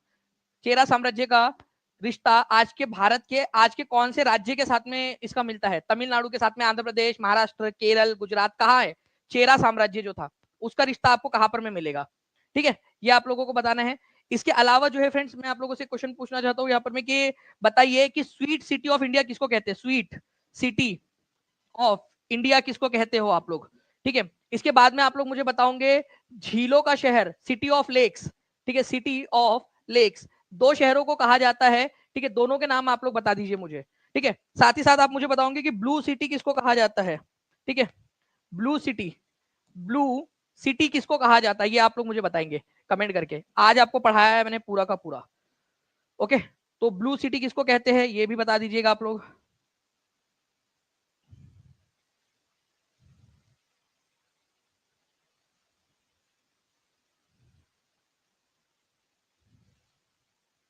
गुड, ठीक है। इसके अलावा जो है friends 8 degree line, 8 degree channel और 9 डिग्री चैनल के बारे में भी मैंने आपको बताया, 8 डिग्री चैनल और 9 डिग्री चैनल के बारे में। तो वो भी आप लोग मुझे बता दोगे कि 8 डिग्री चैनल और 9 डिग्री चैनल जो है वो किस चीज से रिलेटेड है? 8 डिग्री चैनल और 9 डिग्री चैनल, ठीक है। 8 डिग्री चैनल, ठीक है, याद रखना है आप लोगों ने किसके बीच में है? पूरा का पूरा लक्षद्वीप, ठीक है, और जो मालदीव है उनके बीच में, ठीक है, लक्षद्वीप और मालदीव के बीच में 8 degree channel. 9 degree channel Lakshadweep की राजधानी कावरत्ती, ठीक है, और मिनी कॉय नाम का जो द्वीप है उनके बीच में। ये आप लोग लिख दोगे कमेंट के अंदर में, लिख देना, मैंने बता तो दिया लेकिन आप लोग कमेंट में लिखना, इससे आपकी अंडरस्टैंडिंग बढ़ेगी। अगर नहीं पता है तो आप पीछे जाकर भी देख सकते हो। ओके चलिए, जितना ज्यादा आप लोग देखते रहोगे सेशन को उतना ज्यादा आप लोगों का फायदा होता रहेगा। नेक्स्ट जो है फ्रेंड्स, मैं आप लोगों से कुछ और प्रश्न जो है यहाँ पर मैं पूछना चाहूंगा। आप लोग मुझे बताइए कि CAG जो है उसका आर्टिकल क्या है, CAG का आर्टिकल, ठीक है, कंट्रोलर एंड ऑडिटर जनरल जो है उनका आर्टिकल क्या है, आर्टिकल आप लोग बता देंगे मेरे को जल्दी से कमेंट के अंदर में, ठीक है। इसके अलावा आप लोग मुझे बताइए जल्दी से कि finance commission of India, finance commission of India इसका आर्टिकल क्या है, और स्टेट फाइनेंस कमीशन का आर्टिकल क्या है, स्टेट फाइनेंस कमीशन, ठीक है, दोनों ही आप लोगों को याद करवाया है मैंने, ठीक है। स्टेट फाइनेंस कमीशन जो है इसका आर्टिकल क्या है ये भी आप लोग मुझे बता दोगे। फाइनेंस कमीशन ऑफ इंडिया और स्टेट फाइनेंस कमीशन दोनों ही आर्टिकल्स आपको पता होने चाहिए, दोनों ट्रिक के साथ में हम लोगों ने किए हुए हैं। अगर आपको ज्वाइंट सिटिंग बुलानी है, ठीक है, पार्लियामेंट की ज्वाइंट सेशन, ज्वाइंट सिटिंग, ठीक है, joint sitting of parliament, Lok Sabha plus Rajya Sabha, ठीक है, तो कौन बुलाता है, कौन उसकी अध्यक्षता करता है और आर्टिकल क्या है ये आप लोग बता देंगे, ठीक है। बहुत जल्द मैं पेड क्लास के अंदर में आप लोगों के जितने भी इंपॉर्टेंट आर्टिकल्स है उनसे रिलेटेड भी क्लास लेने वाला हूं, तो उसके लिए भी तैयार रहिएगा आप सभी लोग, ठीक है। केवल 7 लाइक्स दूर है हम लोग 1700 लाइक से, तो लाइक्स भी करते रहेंगे सेशन को जल्दी जल्दी से आप सभी लोग। बता दीजिए जल्दी जल्दी से इस पर्टिकुलर क्वेश्चन का आंसर भी आप लोग। Thank you very much sir. तो चलो बच्चों, सबसे पहला क्वेश्चन आपके सामने हाजिर है जो सीटेट 2017 में पूछा गया है। सभी लोग इस क्वेश्चन का आंसर करेंगे, जल्दी से बताएंगे इस क्वेश्चन का आंसर क्या रहेगा। बहुत ही जबरदस्त सेशन चल रहा है, लाइक शेयर और सब कुछ कर रहे हैं बच्चे, तो मैं भी यही चाहता हूं कि कंटिन्यूअस लाइक शेयर और सब्सक्राइब भी करते रहेंगे। जिन्होंने अभी तक सब्सक्राइब नहीं किया, लाइक नहीं किया, तो सभी लोग जल्दी से इस क्वेश्चन का आंसर बता देंगे। इस क्वेश्चन का आंसर क्या रहेगा जो सीटेट 2017 में पूछा गया है। और ये क्वेश्चन मैंने कल आप सभी को मैंने होमवर्क दिया था, कल का सेशन भी बहुत ही जबरदस्त था, है ना, सभी ने देखा ना कल का सेशन। चलिए इसका आंसर कर देंगे, आयोडीन का ऐसा कौन सा आइसोटोप है जो जिसे हम थायराइड की डिसऑर्डर को दूर करने के लिए इस्तेमाल करते हैं। इस क्वेश्चन का आंसर जिसने लगा दिया समझ लेना, उसका आने वाले साल बहुत ही जबरदस्त जाने वाला है। पता है क्यों? क्योंकि ये इतना कंफ्यूजिंग क्वेश्चन है, सबको इतना पता है कि आयोडीन सामने आई लगा होता है, पर यहाँ पे जो नंबर दिया है इसमें कंफ्यूजन होता है। तो सभी को बता दूं इसका आंसर क्या रहेगा। बहुत बढ़िया, और यहाँ पे मैक्सिमम लोगों ने सही उत्तर भी दिया है, इसका रहेगा 131। क्या रहेगा? 131 इज योर करेक्ट आंसर। तो सबसे पहले देखते हैं कि थायराइड को डिसऑर्डर कौन सा होता है। सबसे पहले मैं आपको बताना चाहूंगा कि हमारे एनसीईआरटी में कुछ रेडियो एक्टिव एलिमेंट दिए हैं जिनका ट्रीटमेंट हम मेडिकल फील्ड में भी करते हैं। जैसे कि यहाँ पे पहला नाम आपको दिखा दे रहा है कोबाल्ट 60। क्या दिया है? कोबाल्ट 60। सभी लोग कमेंट बॉक्स में आंसर बताएंगे कि ये कोबाल्ट 60 नाम का जो रेडियो एक्टिव आइसोटोप होता है, समस्थानिक होता है, वो किसके लिए इस्तेमाल किया जाता है? तो ये कैंसर के ट्रीटमेंट के लिए इस्तेमाल किया जाता है। और कैंसर अभी बहुत भयानक डिसीज नहीं रहा। कोई बता सकता है क्यों नहीं? क्योंकि अभी अभी एक देश ने इसकी वैक्सीन खोज के निकाली, इसकी वैक्सीन खोज के निकाली है। उस देश का नाम सभी लोग कमेंट बॉक्स में लिख देंगे। कैंसर की खोज करने वाला या कैंसर के ऊपर वैक्सीन की खोज करने वाला दुनिया का पहला देश कौन सा है जी? बहुत बढ़िया, बहुत बढ़िया, वो देश है आपका रशिया। क्या नाम है उसका? रशिया है। और उसी तरह से आयोडीन 131 जो है वो हमारे ब्रेन के अंदर कहीं पे ट्यूमर अगर है, उसी तरह से लीवर और थायराइड एक्टिविटी जो होती है उनको जानने के लिए भी I31 का इस्तेमाल किया जाता है। साथ में हमने कल कार्बन 14 के बारे में पढ़ा था। कोई मुझे बता सकता है कि कार्बन 14 ये जो आइसोटोप आपका कार्बन का है जिसे समस्थानिक बोलते हैं, वो हमने किसके लिए जाना था? कल हमने देखे थे कि कार्बन डेटिंग नाम की एक प्रोसेस होती है। कौन सी जी? Carbon dating. ये कार्बन डेटिंग जो होती है, जो जीवाश्म होते हैं उनकी उम्र जानने के लिए इस्तेमाल की जाती है। सभी लोग मुझे बताएंगे कि कार्बन डेटिंग से हम कितने साल पीछे जाकर जीवाश्म जो बने हैं उनकी उम्र जान सकते। तो उसका आंसर क्या रहेगा जी? 60,000 साल पहले की चीजें जो है उनकी उम्र हम जान सकते हैं। और उसी तरह से ये कार्बन 14 ना केवल कार्बन डेटिंग के लिए इस्तेमाल किया जाता है, साथ में अगर आपके शरीर का मेटाबॉलिज्म कुछ बदल गया है, आपको डायबिटीज हो गई है या आपको एनीमिया या गाउट नाम की डिसीज हो गई, तो उसमें भी आपका कार्बन 14 का इस्तेमाल किया जाता है। उसके बाद होता है कार्बन 11। उसके बाद सोडियम 24, उसके बाद थैलियम 204, इनके भी उपयोग जो यहाँ पे दिए गए हैं। ये 4 जो है मैं हमारे टीचिंग परीक्षा के टेलीग्राम चैनल के ऊपर डाल दूंगा। सभी लोग टीचिंग परीक्षा का जो टेलीग्राम है उसे ज्वाइन कर लेंगे और जो इंपॉर्टेंट चार्ट्स हम वहां पे डालते हैं उसे पढ़ाई करते रहेंगे, ठीक है। उसके बाद देखते हैं कि थायराइड ग्रंथि जो हमारी होती है वो कितनी ज्यादा इंपॉर्टेंट है। आप सभी को पता है थायराइड ग्लैंड कहां पर मौजूद होती है जी? आपके गले में होती है।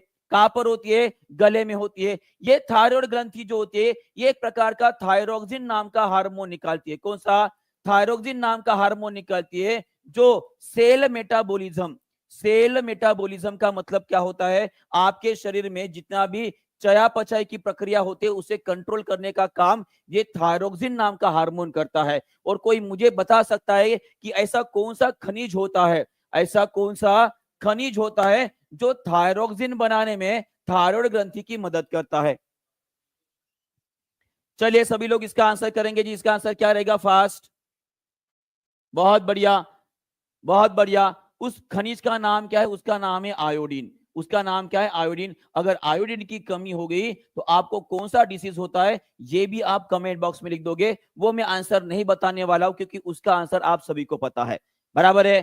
क्लियर है? चलिए आगे बढ़ते हैं। और उसी तरह से हमारे थायराइड ग्रंथि के पीछे, ये जो आपको थायराइड ग्रंथि इस तरह से नजर आ रही थी ना, इसके पीछे की साइड में अगर जाओगे तो यहाँ पे कुछ इस प्रकार की कुछ 4 ग्रंथियां नजर आएगी जिसको बोलेंगे, इसका नाम कोई बता सकता है क्या? इन ग्रंथियों का नाम बता सकता है जो थायराइड ग्रंथि के साथ रहती है? कोई है यहाँ पे? चलिए देखते हैं, दिमाग लगाइए, देखते हैं कि आपके शरीर की थायराइड ग्रंथि कितनी ज्यादा एक्टिव है। चलिए देखते हैं। वो ग्रंथि जो होती है ना, वो ग्रंथि जो होती है आपके शरीर के कैल्शियम को कंट्रोल करने का काम करती है। चलिए बताइए। बहुत बढ़िया, प्यारा थायराइड ग्लैंड। ये कौन सी है जी? प्यारा थायराइड ग्रंथि। प्यारा थायराइड ग्रंथि ये पैराथायराइड नाम का हार्मोन निकालती है और ये क्या करता है जी? आपके शरीर के अंदर जो कैल्शियम की मात्रा होती है इसे कंट्रोल करने का काम करती है। ये आपको याद रखना है। क्लियर है? क्लियर है? चलिए आगे बढ़ते हैं। नेक्स्ट क्वेश्चन आप सभी के लिए। उसके बाद बता देंगे कोबाल्ट 60, ये एसएससी में पूछा गया क्वेश्चन है। एसएससी सीजीएल में पूछा गया क्वेश्चन है। देखते हैं इसका उत्तर कौन करता है। चलिए बताइए, रेलवे की तैयारी कौन कौन कर रहा है? एक बार हाथ ऊपर कर देंगे जी। रेलवे की तैयारी कौन कौन कर रहा है? रेलवे की तैयारी कौन कौन कर रहा है? जो रेलवे की तैयारी कर रहे हैं एक बार हाथ ऊपर कर देंगे कि सर मैंने रेलवे का फॉर्म भरा है। अभी लगभग 32,000 वैकेंसी निकलने वाली है और आगे अगले साल में और 52,000 वैकेंसी अलग निकलने वाली है। तो जी तो कुछ लोग हैं जी, साइंस नहीं आता है तो कहाँ भटक रहे हो? यहीं पे मिलता है साइंस आपको, ये बाजू में ही उग रहा है साइंस, है ना? बहुत बढ़िया।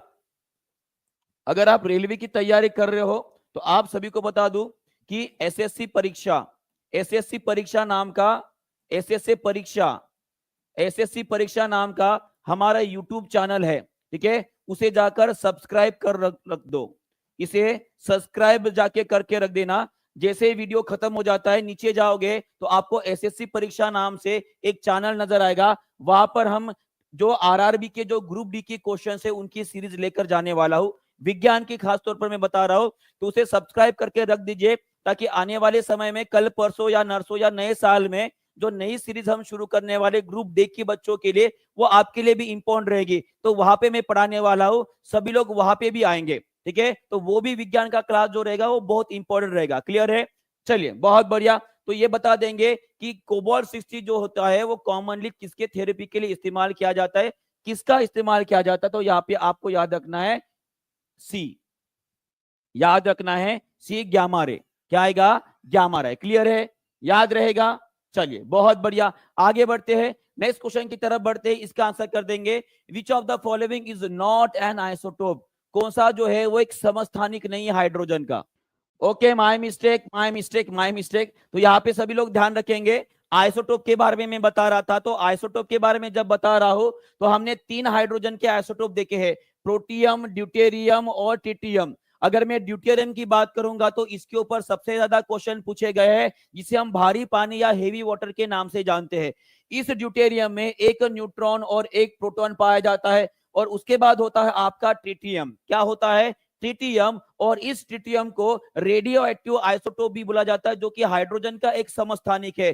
साथ में इसमें 2 न्यूट्रॉन और एक प्रोटॉन होता है, और एक हाइड्रोजन जो होता है जिसे हम प्रोटियम के नाम से भी जानते हैं। इसमें न्यूट्रॉन कितने होते हैं सभी लोग कमेंट बॉक्स में लिख देंगे। जो प्रोटियम होता है उसमें न्यूट्रॉन कितने होते हैं?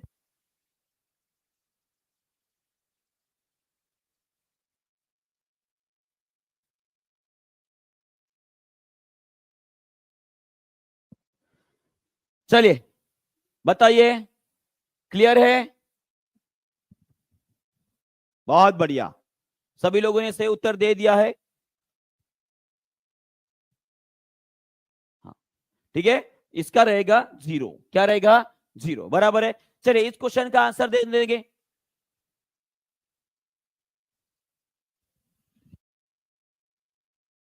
तो चलिए सभी लोग इसका आंसर का क्वेश्चन का आंसर भी कर देंगे। चलिए बताइए, आंसर दे दिए सभी लोगों ने? बहुत बढ़िया, इसका ट्रिटियम रहेगा, बराबर है। चलिए आगे बढ़ते हैं, नेक्स्ट क्वेश्चन आप सभी के लिए। कौन सा ऐसा हाइड्रोजन का आइसोटोप है जिसमें न्यूट्रॉन नहीं होता है? चलिए सभी लोग जल्दी जल्दी आंसर करेंगे, आगे बढ़ेंगे। आवाज नहीं आ रहा है? सभी को आवाज आ रहा है?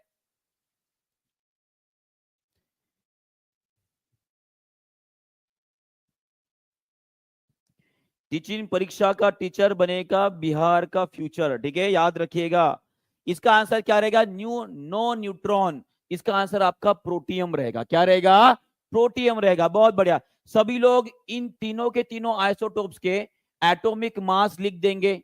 एटॉमिक मास लिख देंगे और एटॉमिक नंबर भी लिख देंगे, माने कि परमाणु द्रव्यमान लिख देंगे और साथ में परमाणु नंबर भी लिख देंगे। चलिए बताइए, सभी लोग एक एक करके बता देंगे। प्रोटियम का एटॉमिक मास कितना रहेगा? 1 रहेगा, बराबर है। एटॉमिक नंबर कितना रहेगा? वो भी 1 रहेगा। अगर ड्यूटेरियम की बात की तो इसका 2 रहेगा, एटॉमिक नंबर 1 रहेगा। अगर ट्रिटियम की बात करेगा, इसका एटॉमिक मास 3 रहेगा और एटॉमिक नंबर 1 रहेगा। क्लियर है? चलिए आगे बढ़ते हैं नेक्स्ट क्वेश्चन की तरफ। इसका भी आंसर कर देंगे। उई भाई साहब, पेपर लीक हो गया, पेपर लीक हो गया। किसी ने आंसर देखा तो नहीं? चलिए सभी लोग इसका भी आंसर कर देंगे। Hydrogen is place in which group of the periodic table? Periodic table के कौन से ग्रुप में जो हाइड्रोजन को रखा जाता है? एकदम सिंपल सा क्वेश्चन है, एकदम सिंपल सा क्वेश्चन। इसका आंसर रहेगा ग्रुप नंबर 1। क्या रहेगा?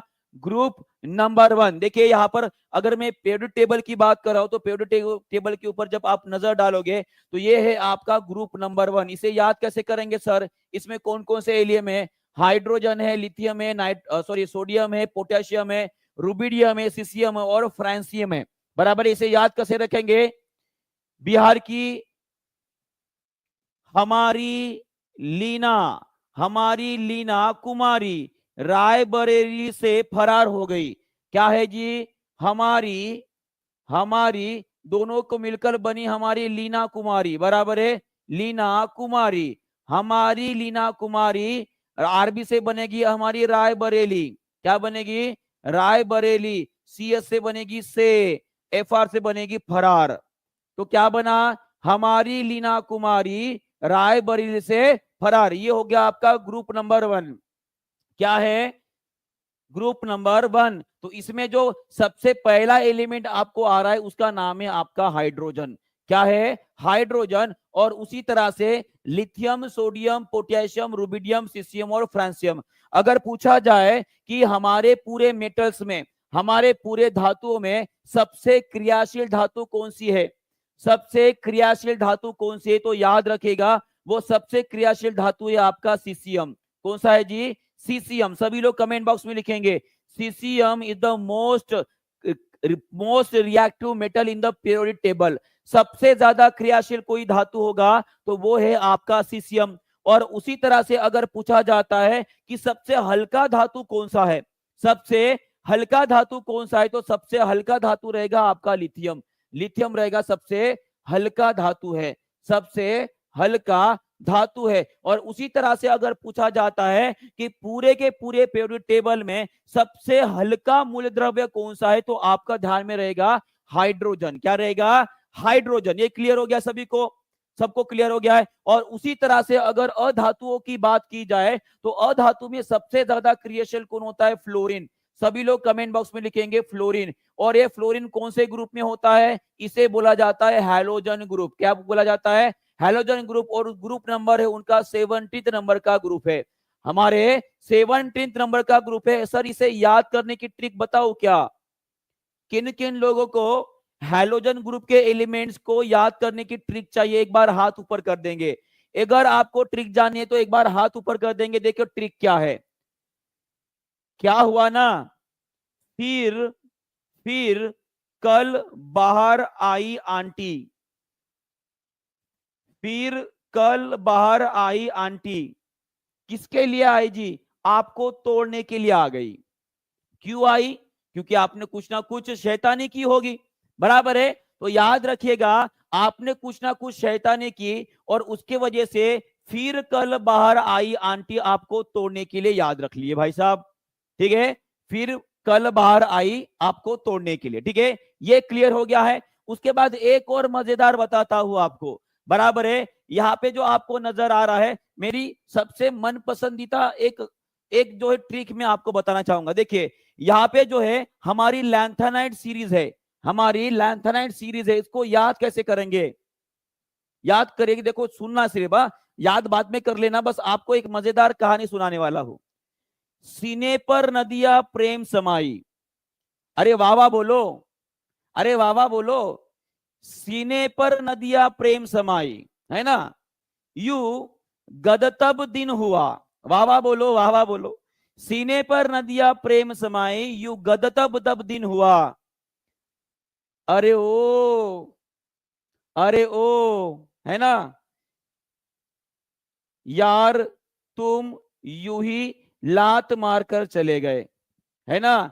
यार तुम यूं ही लात मारकर चले गए। ये हो गई आपकी लैंथेनाइट सीरीज को अगर याद है तो इस तरह से आप इसको याद कर सकते हो। एक्चुअली ये कहानी जो है आपको बहुत अच्छे से और अच्छे से बताऊंगा। जिस दिन मैं आपको पेरियोडिक टेबल के लिए एक स्पेशल क्लास लूंगा ना, उस दिन आपको इसे और अच्छे से बताऊंगा, ठीक है। ये बहुत बढ़िया बढ़िया जो है यहाँ पे शायरिया बनती है और याद करने को बहुत ही ज्यादा पसंद भी आती है। देखिए एक और मेरी मनपसंद बताता हूं। जब मैं बेरोजगार था ना, मैं जब बेरोजगार था और जब मैं 12वीं कक्षा पास होकर जो है ग्रेजुएशन करने चला गया था, उस टाइम पे मैंने पापा को जो है साइकिल मांगी थी। गाड़ी वाड़ी तो हमारे जमा में मिलती नहीं थी। गाड़ी का नाम ले तो भाई साहब पिताजी ऐसे लात मार के घर के बाहर निकाल देते थे। मैंने सिर्फ साइकिल मांगी थी। पर अगर आप जो है अगर गाड़ी मांग रहे हो तो देखो पिताजी की हालत क्या हो जाती है।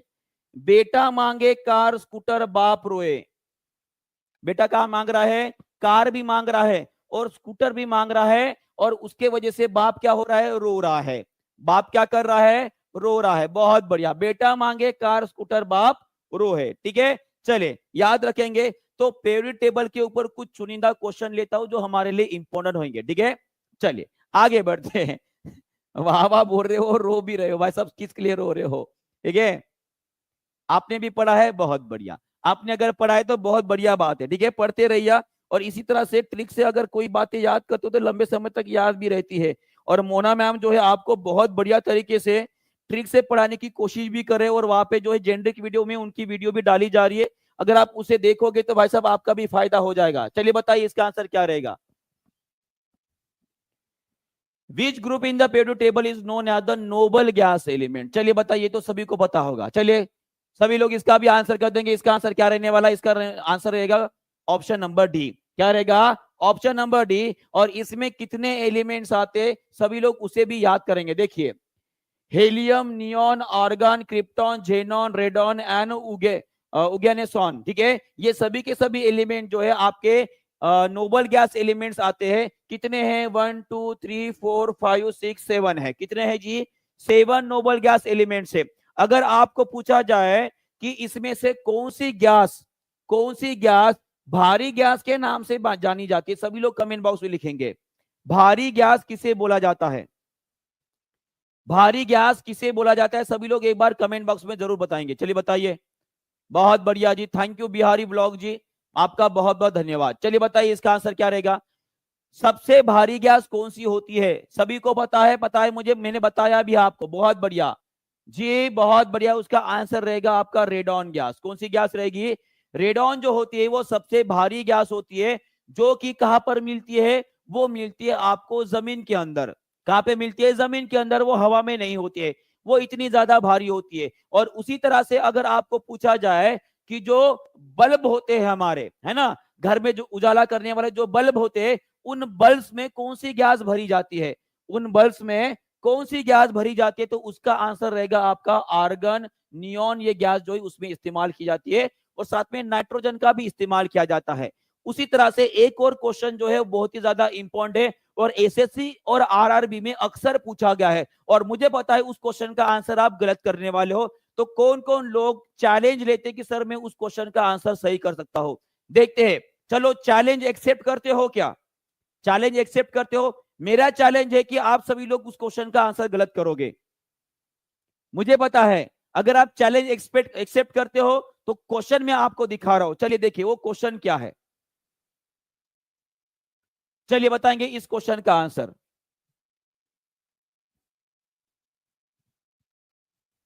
चलिए, मुझे पता है इस क्वेश्चन का आंसर सभी लोग गलत करने वाले हैं।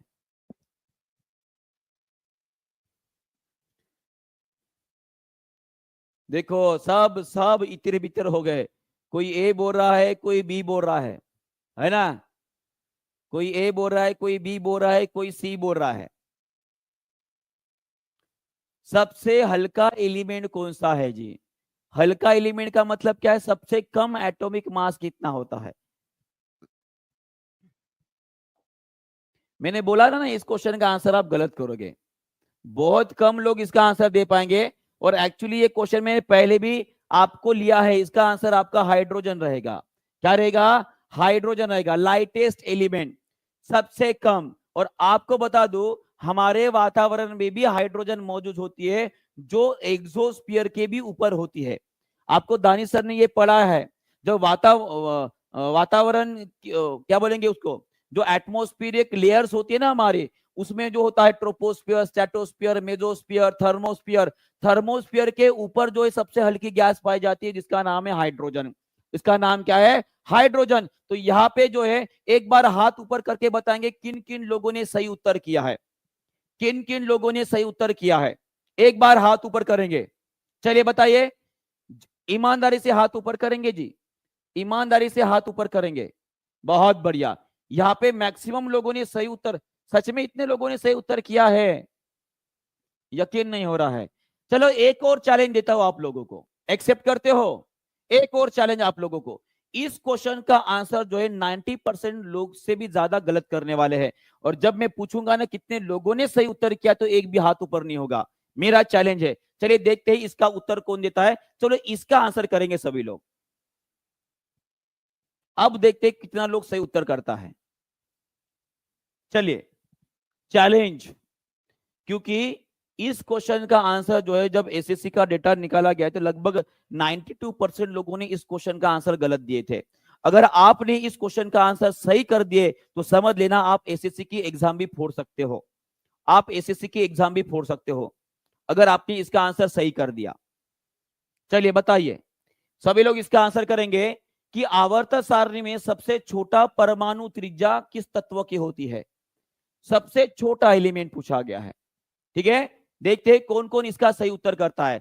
और यहां पे मैं बता दूं, यहां पे मैं बता दूं, एज एक्सपेक्टेड, ठीक है, मुझे पता था कि आप गलत करोगे। ठीक है, क्योंकि इस क्वेश्चन का आंसर लगभग 92% लोगों ने गलत किया था जो एसएससी की प्रिपरेशन कर रहे हैं। ठीक है, पर यहाँ पे मुझे लग रहा था कि टीचिंग परीक्षा के कोई कोई ना विद्यार्थी कम से कम 10 या 15% ऐसे होंगे जो सही उत्तर करेंगे। और यहाँ पे कुछ लोगों ने उत्तर भी सही दिया है, जिन्होंने एनसीईआरटी अच्छे पढ़े हैं। और जो पेड क्लास में बच्चे हैं, उनमें से कुछ लोगों ने जो है उसका सही उत्तर किया है। इसका आंसर जो रहेगा, मैं बताने के बाद आप हक्का बक्का रह जाओगे, इसका आंसर आपका हीलियम रहेगा। अब पूछो कैसे? अब बताओ कितने लोगों का उत्तर गलत हुआ? अब गुलाबी हाथ दिखाओ। ये देखिए, कुछ लोगों ने सही उत्तर किया है, कुछ लोगों ने सही उत्तर किया है। हाँ, अब बहुत सारे 90% से भी ऊपर के बच्चे जो उनका आंसर गलत हुआ है। अब मैं आपको बताता हूं कि हेलियम की त्रिज्या छोटी क्यों होती है, उसका साइज छोटा क्यों होता है। सभी लोग यहाँ पे ध्यान देंगे, गलत हुआ तो कोई दिक्कत नहीं है, पर आपको कंसेप्ट समझा रहा हूं, कंसेप्ट अच्छे से समझेंगे, ठीक है। चलिए देखिए, आप सभी को पता है कि हाइड्रोजन के सेंटर में, सभी लोग एक साथ कमेंट बॉक्स में लिखेंगे कितने प्रोटॉन होते हैं। एक प्रोटॉन होता है, बराबर है। कितने प्रोटॉन होते हैं, एक प्रोटॉन होता है। इसके आजू बाजू घूमने वाले कितने इलेक्ट्रॉन होते हैं जी, एक ही इलेक्ट्रॉन होता है, बराबर है। अब आप सभी लोग मुझे यह बताओगे कि अगर मैं हेलियम के परमाणु की बात कर रहा हूं तो उसके सेंटर में कितने प्रोटॉन्स होते हैं। कितने होते हैं जी, वो होते हैं दो। कितने होते हैं, दो प्रोटॉन्स होते हैं। कितने प्रोटॉन्स होते हैं, दो प्रोटॉन्स होते हैं।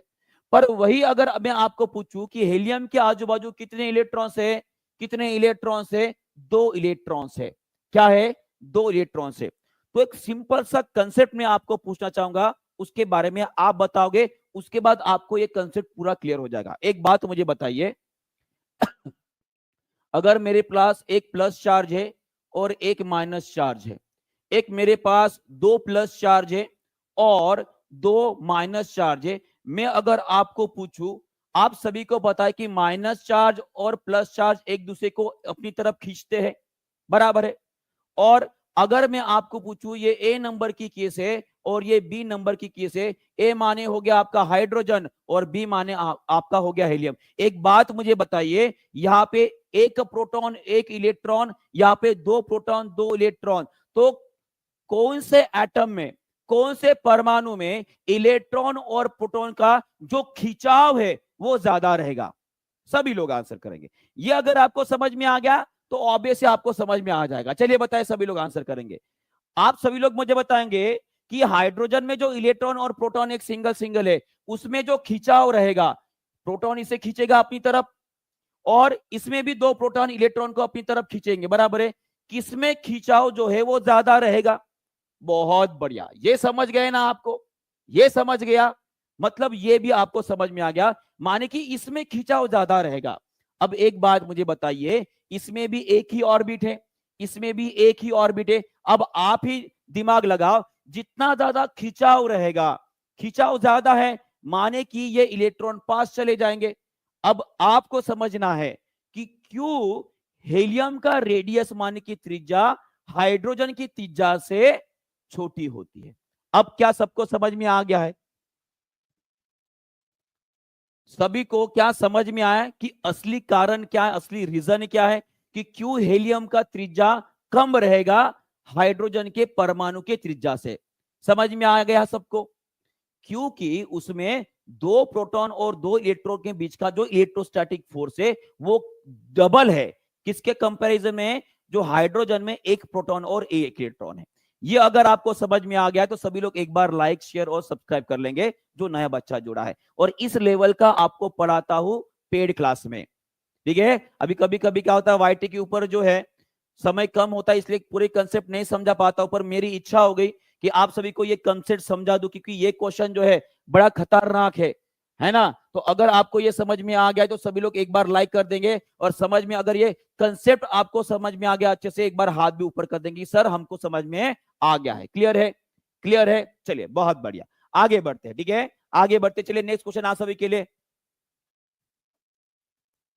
बीपीएससी की तरह पेपर अपना लीक क्यों हो रहा है। बहुत बढ़िया जी, बहुत बढ़िया, और इसी तरह से आपको समझते रहना है, आगे भी बढ़ते रहना है, ठीक है। चलिए इस क्वेश्चन का आंसर कर देंगे सभी लोग।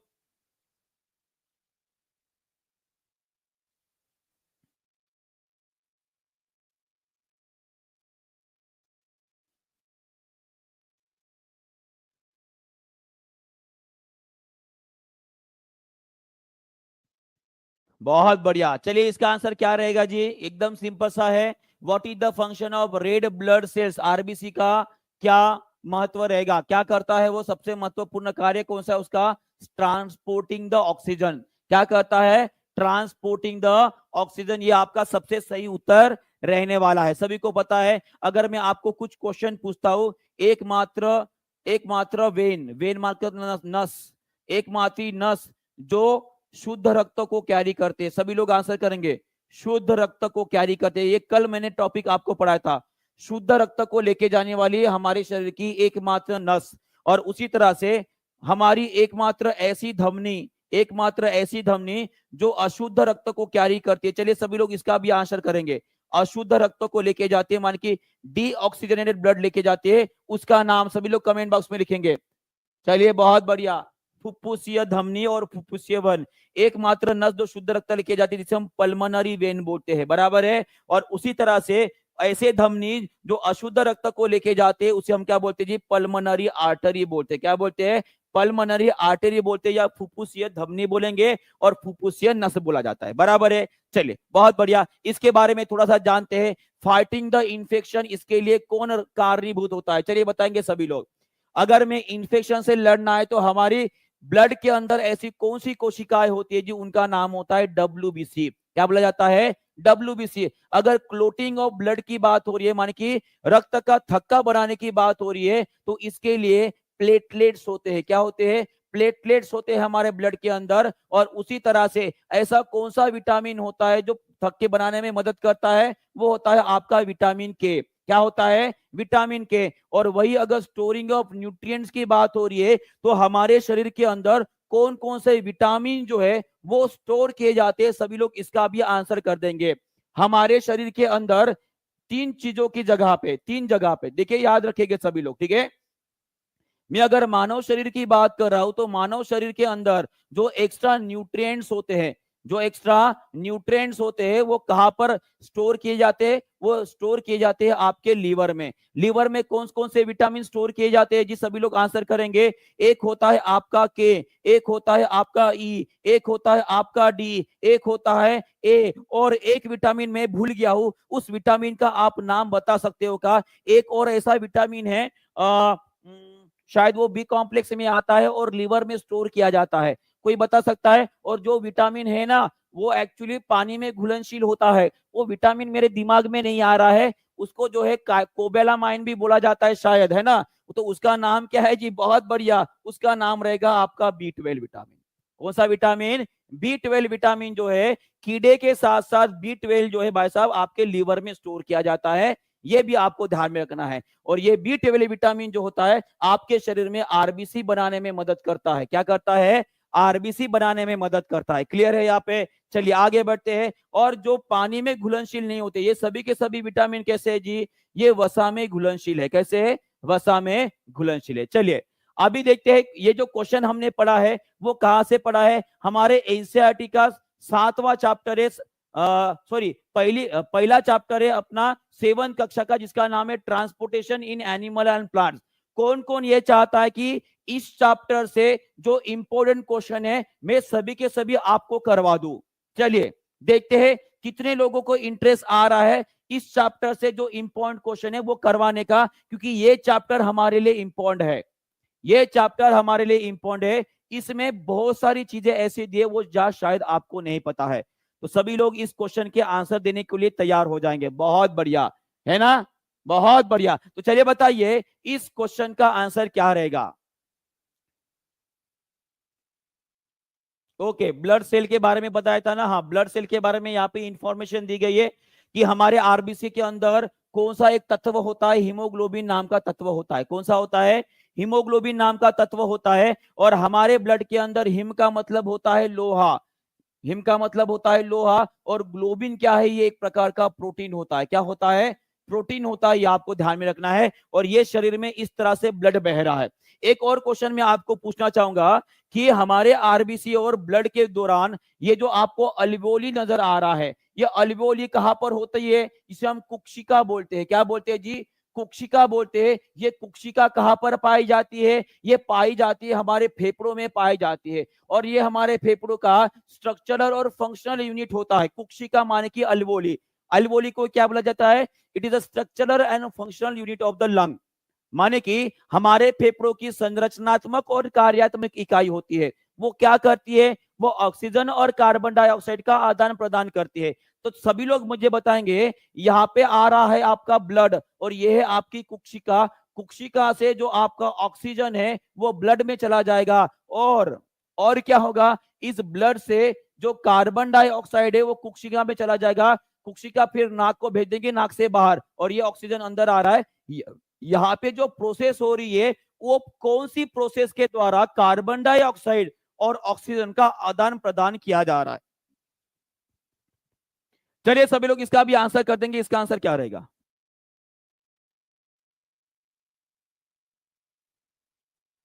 पे पूछा कि हमारे फेफड़ों के अंदर जो अल्वियोली होते हैं और हमारे ब्लड वेन्स वहां पे पास में आते हैं, तो वहां पे जो है कार्बन डाइऑक्साइड और ऑक्सीजन का जो आदान प्रदान हो रहा है कौन से प्रक्रिया से होता है?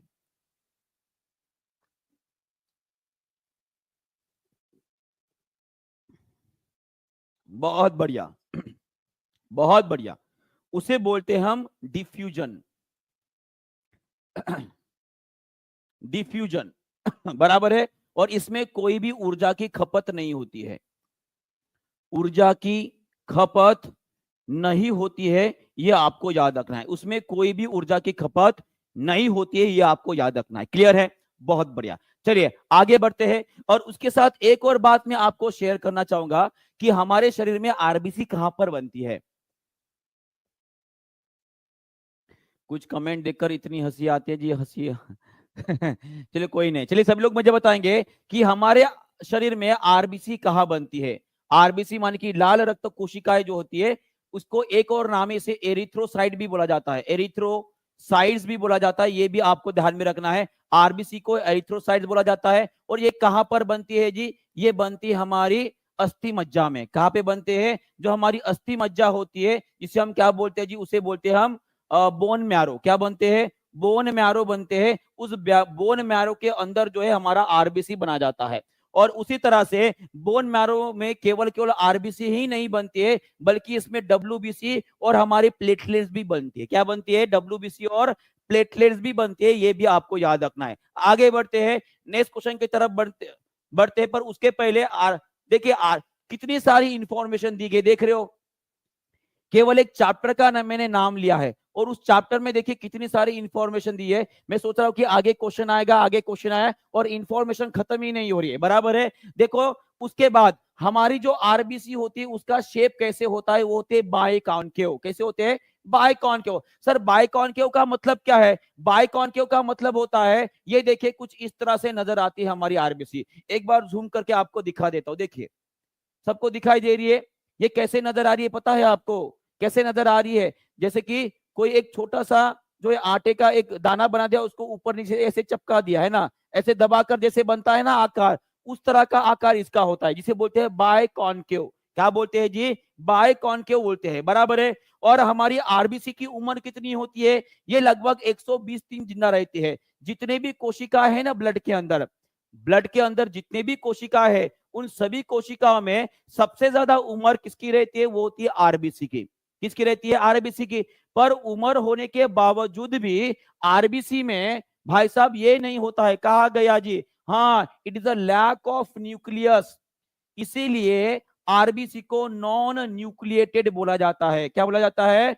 नॉन न्यूक्लिएटेड बोला जाता है। माने कि इनके अंदर न्यूक्लियस नहीं होता है, केंद्रक नहीं होता है, ये आपको याद रखना है। उसी तरह से इस आरबीसी में माइटोकॉन्ड्रिया भी नहीं होता है। क्या नहीं होता है? माइटोकॉन्ड्रिया भी नहीं होता है। ये भी आपको ध्यान में रखना है। मान कि बहुत सारे जो होते हैं ना भाई साहब, उनके अंदर होते ही नहीं, ताकि वो जगह खाली रहे और ज्यादा से ज्यादा ऑक्सीजन कैरी का काम करे। बस इसी तरह से, है ना? याद रहेगा? चलिए बहुत बढ़िया। उसके बाद आरबीसी मरती कहां पर है? सभी लोग कमेंट बॉक्स में लिखे आरबीसी मरती कहां पर है? मरती कहां पर है? चलिए सभी लोग इसका आंसर कर देंगे। आरबीसी कहा जाकर भाई साहब अपना दम तोड़ देती है? उस आर्गन का नाम क्या है? उसे बोला जाता है प्लीहा।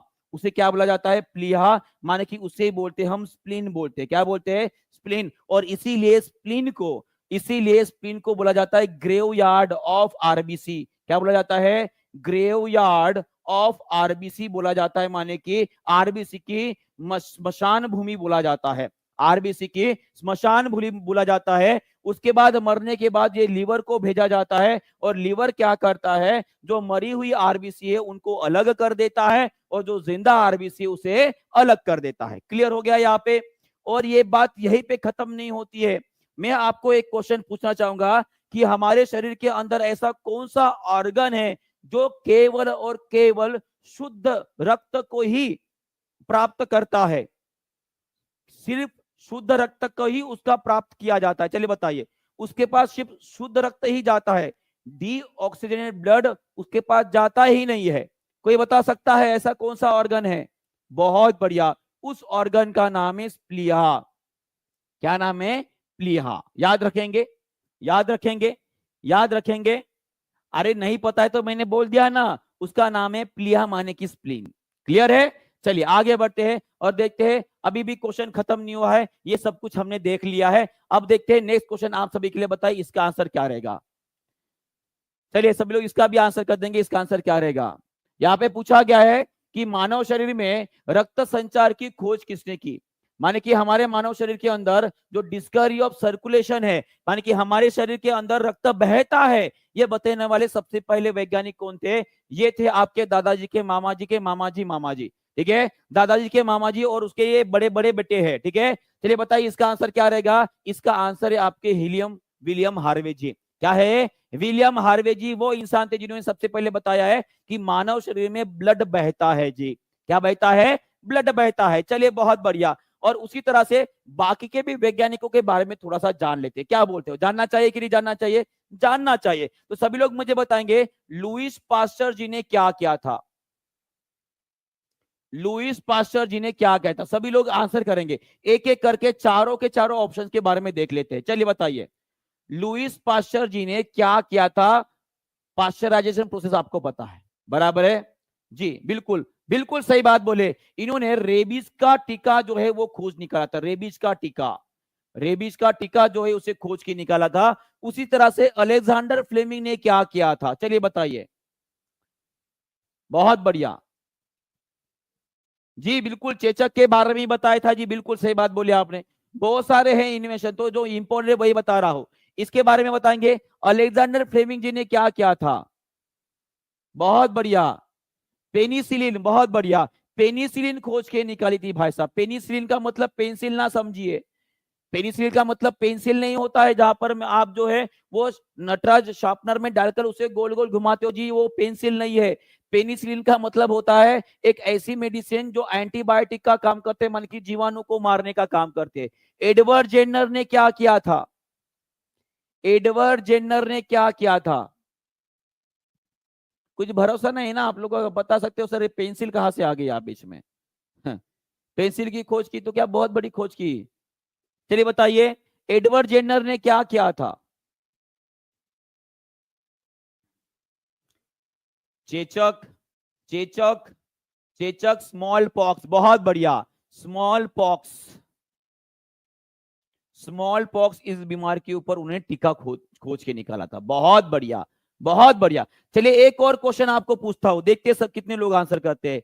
रेबीज जो होता है वो किसके वजह से होता है? ये वायरस से होता है कि बैक्टीरिया से होता है? चलिए देखते हैं कितना लोग आंसर करते हैं। रेबीज ये बैक्टीरिया जन्य रोग है कि विषाणु से होता है?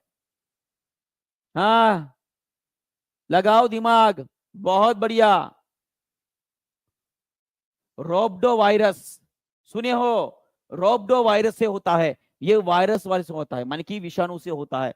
उसके बाद ये जो पेनिस जो स्मॉल पॉक्स बोले हो, चेचक, चेचक किसके वजह से होता है? ये भी आपका वायरस माने कि विषाणु जन्य रोग रहेगा। क्या रहेगा? विषाणु जन्य रोग रहेगा। बहुत बढ़िया, चलिए आगे बढ़ते हैं। Next question. अरे फिर से पेपर लीक, चलिए इसका आंसर कर देंगे।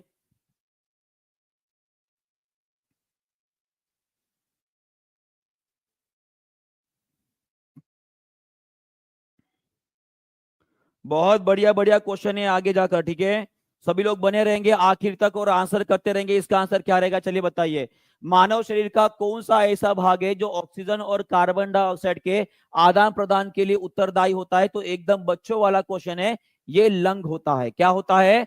लंग होता है। हार्ट क्या करता है जी? आपके शरीर के अंदर ब्लड को सर्कुलेट करता है। लीवर क्या करता है? लीवर क्या है? यह आपके शरीर के डिटॉक्सिफिकेशन का काम करता है। क्या बोला सर? डिटॉक्सिफिकेशन का काम करता है। कोई बता सकता है लीवर ऐसा कौन सा डिटॉक्सिफिकेशन का काम करता है? आपको बता दूं, देखिए आप सभी को पता है कि जो प्रोटीन होता है वो प्रोटीन किससे बनता है? ये बनते हैं आपके अमीनो एसिड से बनते हैं। किससे बनते हैं जी? अमीनो एसिड से बने होते हैं। और इस अमीनो एसिड को जब तोड़ा जाता है तो तोड़ते समय ये कहां पर तोड़ा जाता है? ये तोड़ा जाता है आपके लीवर में। ठीक है, लीवर में जब तोड़ा जाता है तो भाई साहब इसमें आपका अमोनिया बाहर निकलता है और ये अमोनिया हमारे शरीर के लिए बहुत ज्यादा पॉइजनस होता है। क्या होता है? पॉइजनस होता है, खतरनाक होता है। और इसी अमोनिया को आगे जाकर एक साइकिल बनती है आपके लीवर के अंदर जिसे बोला जाता है यूरिया साइकिल। क्या बोला जाता है? यूरिया चक्र वहां पे होता है और इस अमोनिया को कन्वर्ट किया जाता है आपके यूरिया में, जो कम घातक होता है। क्या होता है? कम घातक होता है। ये आपको याद रखना है। ये क्लियर है सभी को? और इसी विधि को क्या बोला जाता है जी? डिटॉक्सिफिकेशन बोला जाता है। क्या बोला जाता है? डिटॉक्सिफिकेशन बोला जाता है। और किडनी क्या करती है? आप सभी को पता है, ये ब्लड को प्यूरिफाई करने का काम करते हैं। बराबर है। चलिए आगे बढ़ते। हमारे एनसीईआरटी में क्या लिखा गया है मैं आपको बताना चाहूंगा। देखिए हमारे एनसीईआरटी में क्या लिखा गया है, हमारा जो लंग्स होता है वो सबसे इंपॉर्टेंट ऑर्गन होता है जो कि इनहेलेशन और एक्सहेल करने में मदद करता है। माने कि अगर आपको पूछा जाता है कि लंग्स का मुख्य कार्य कौन सा है तो आपको याद रखना है इनहेल करना, अंतःस्राव कर, अंत शोषण करना या बाह्य शोषण करना। माने कि अंत शोषण करते समय ऑक्सीजन को अंदर लेना और बाह्य शोषण करते समय कार्बन डाइऑक्साइड को बाहर निकलना, ये हमारे लंग का सबसे महत्वपूर्ण कार्य है।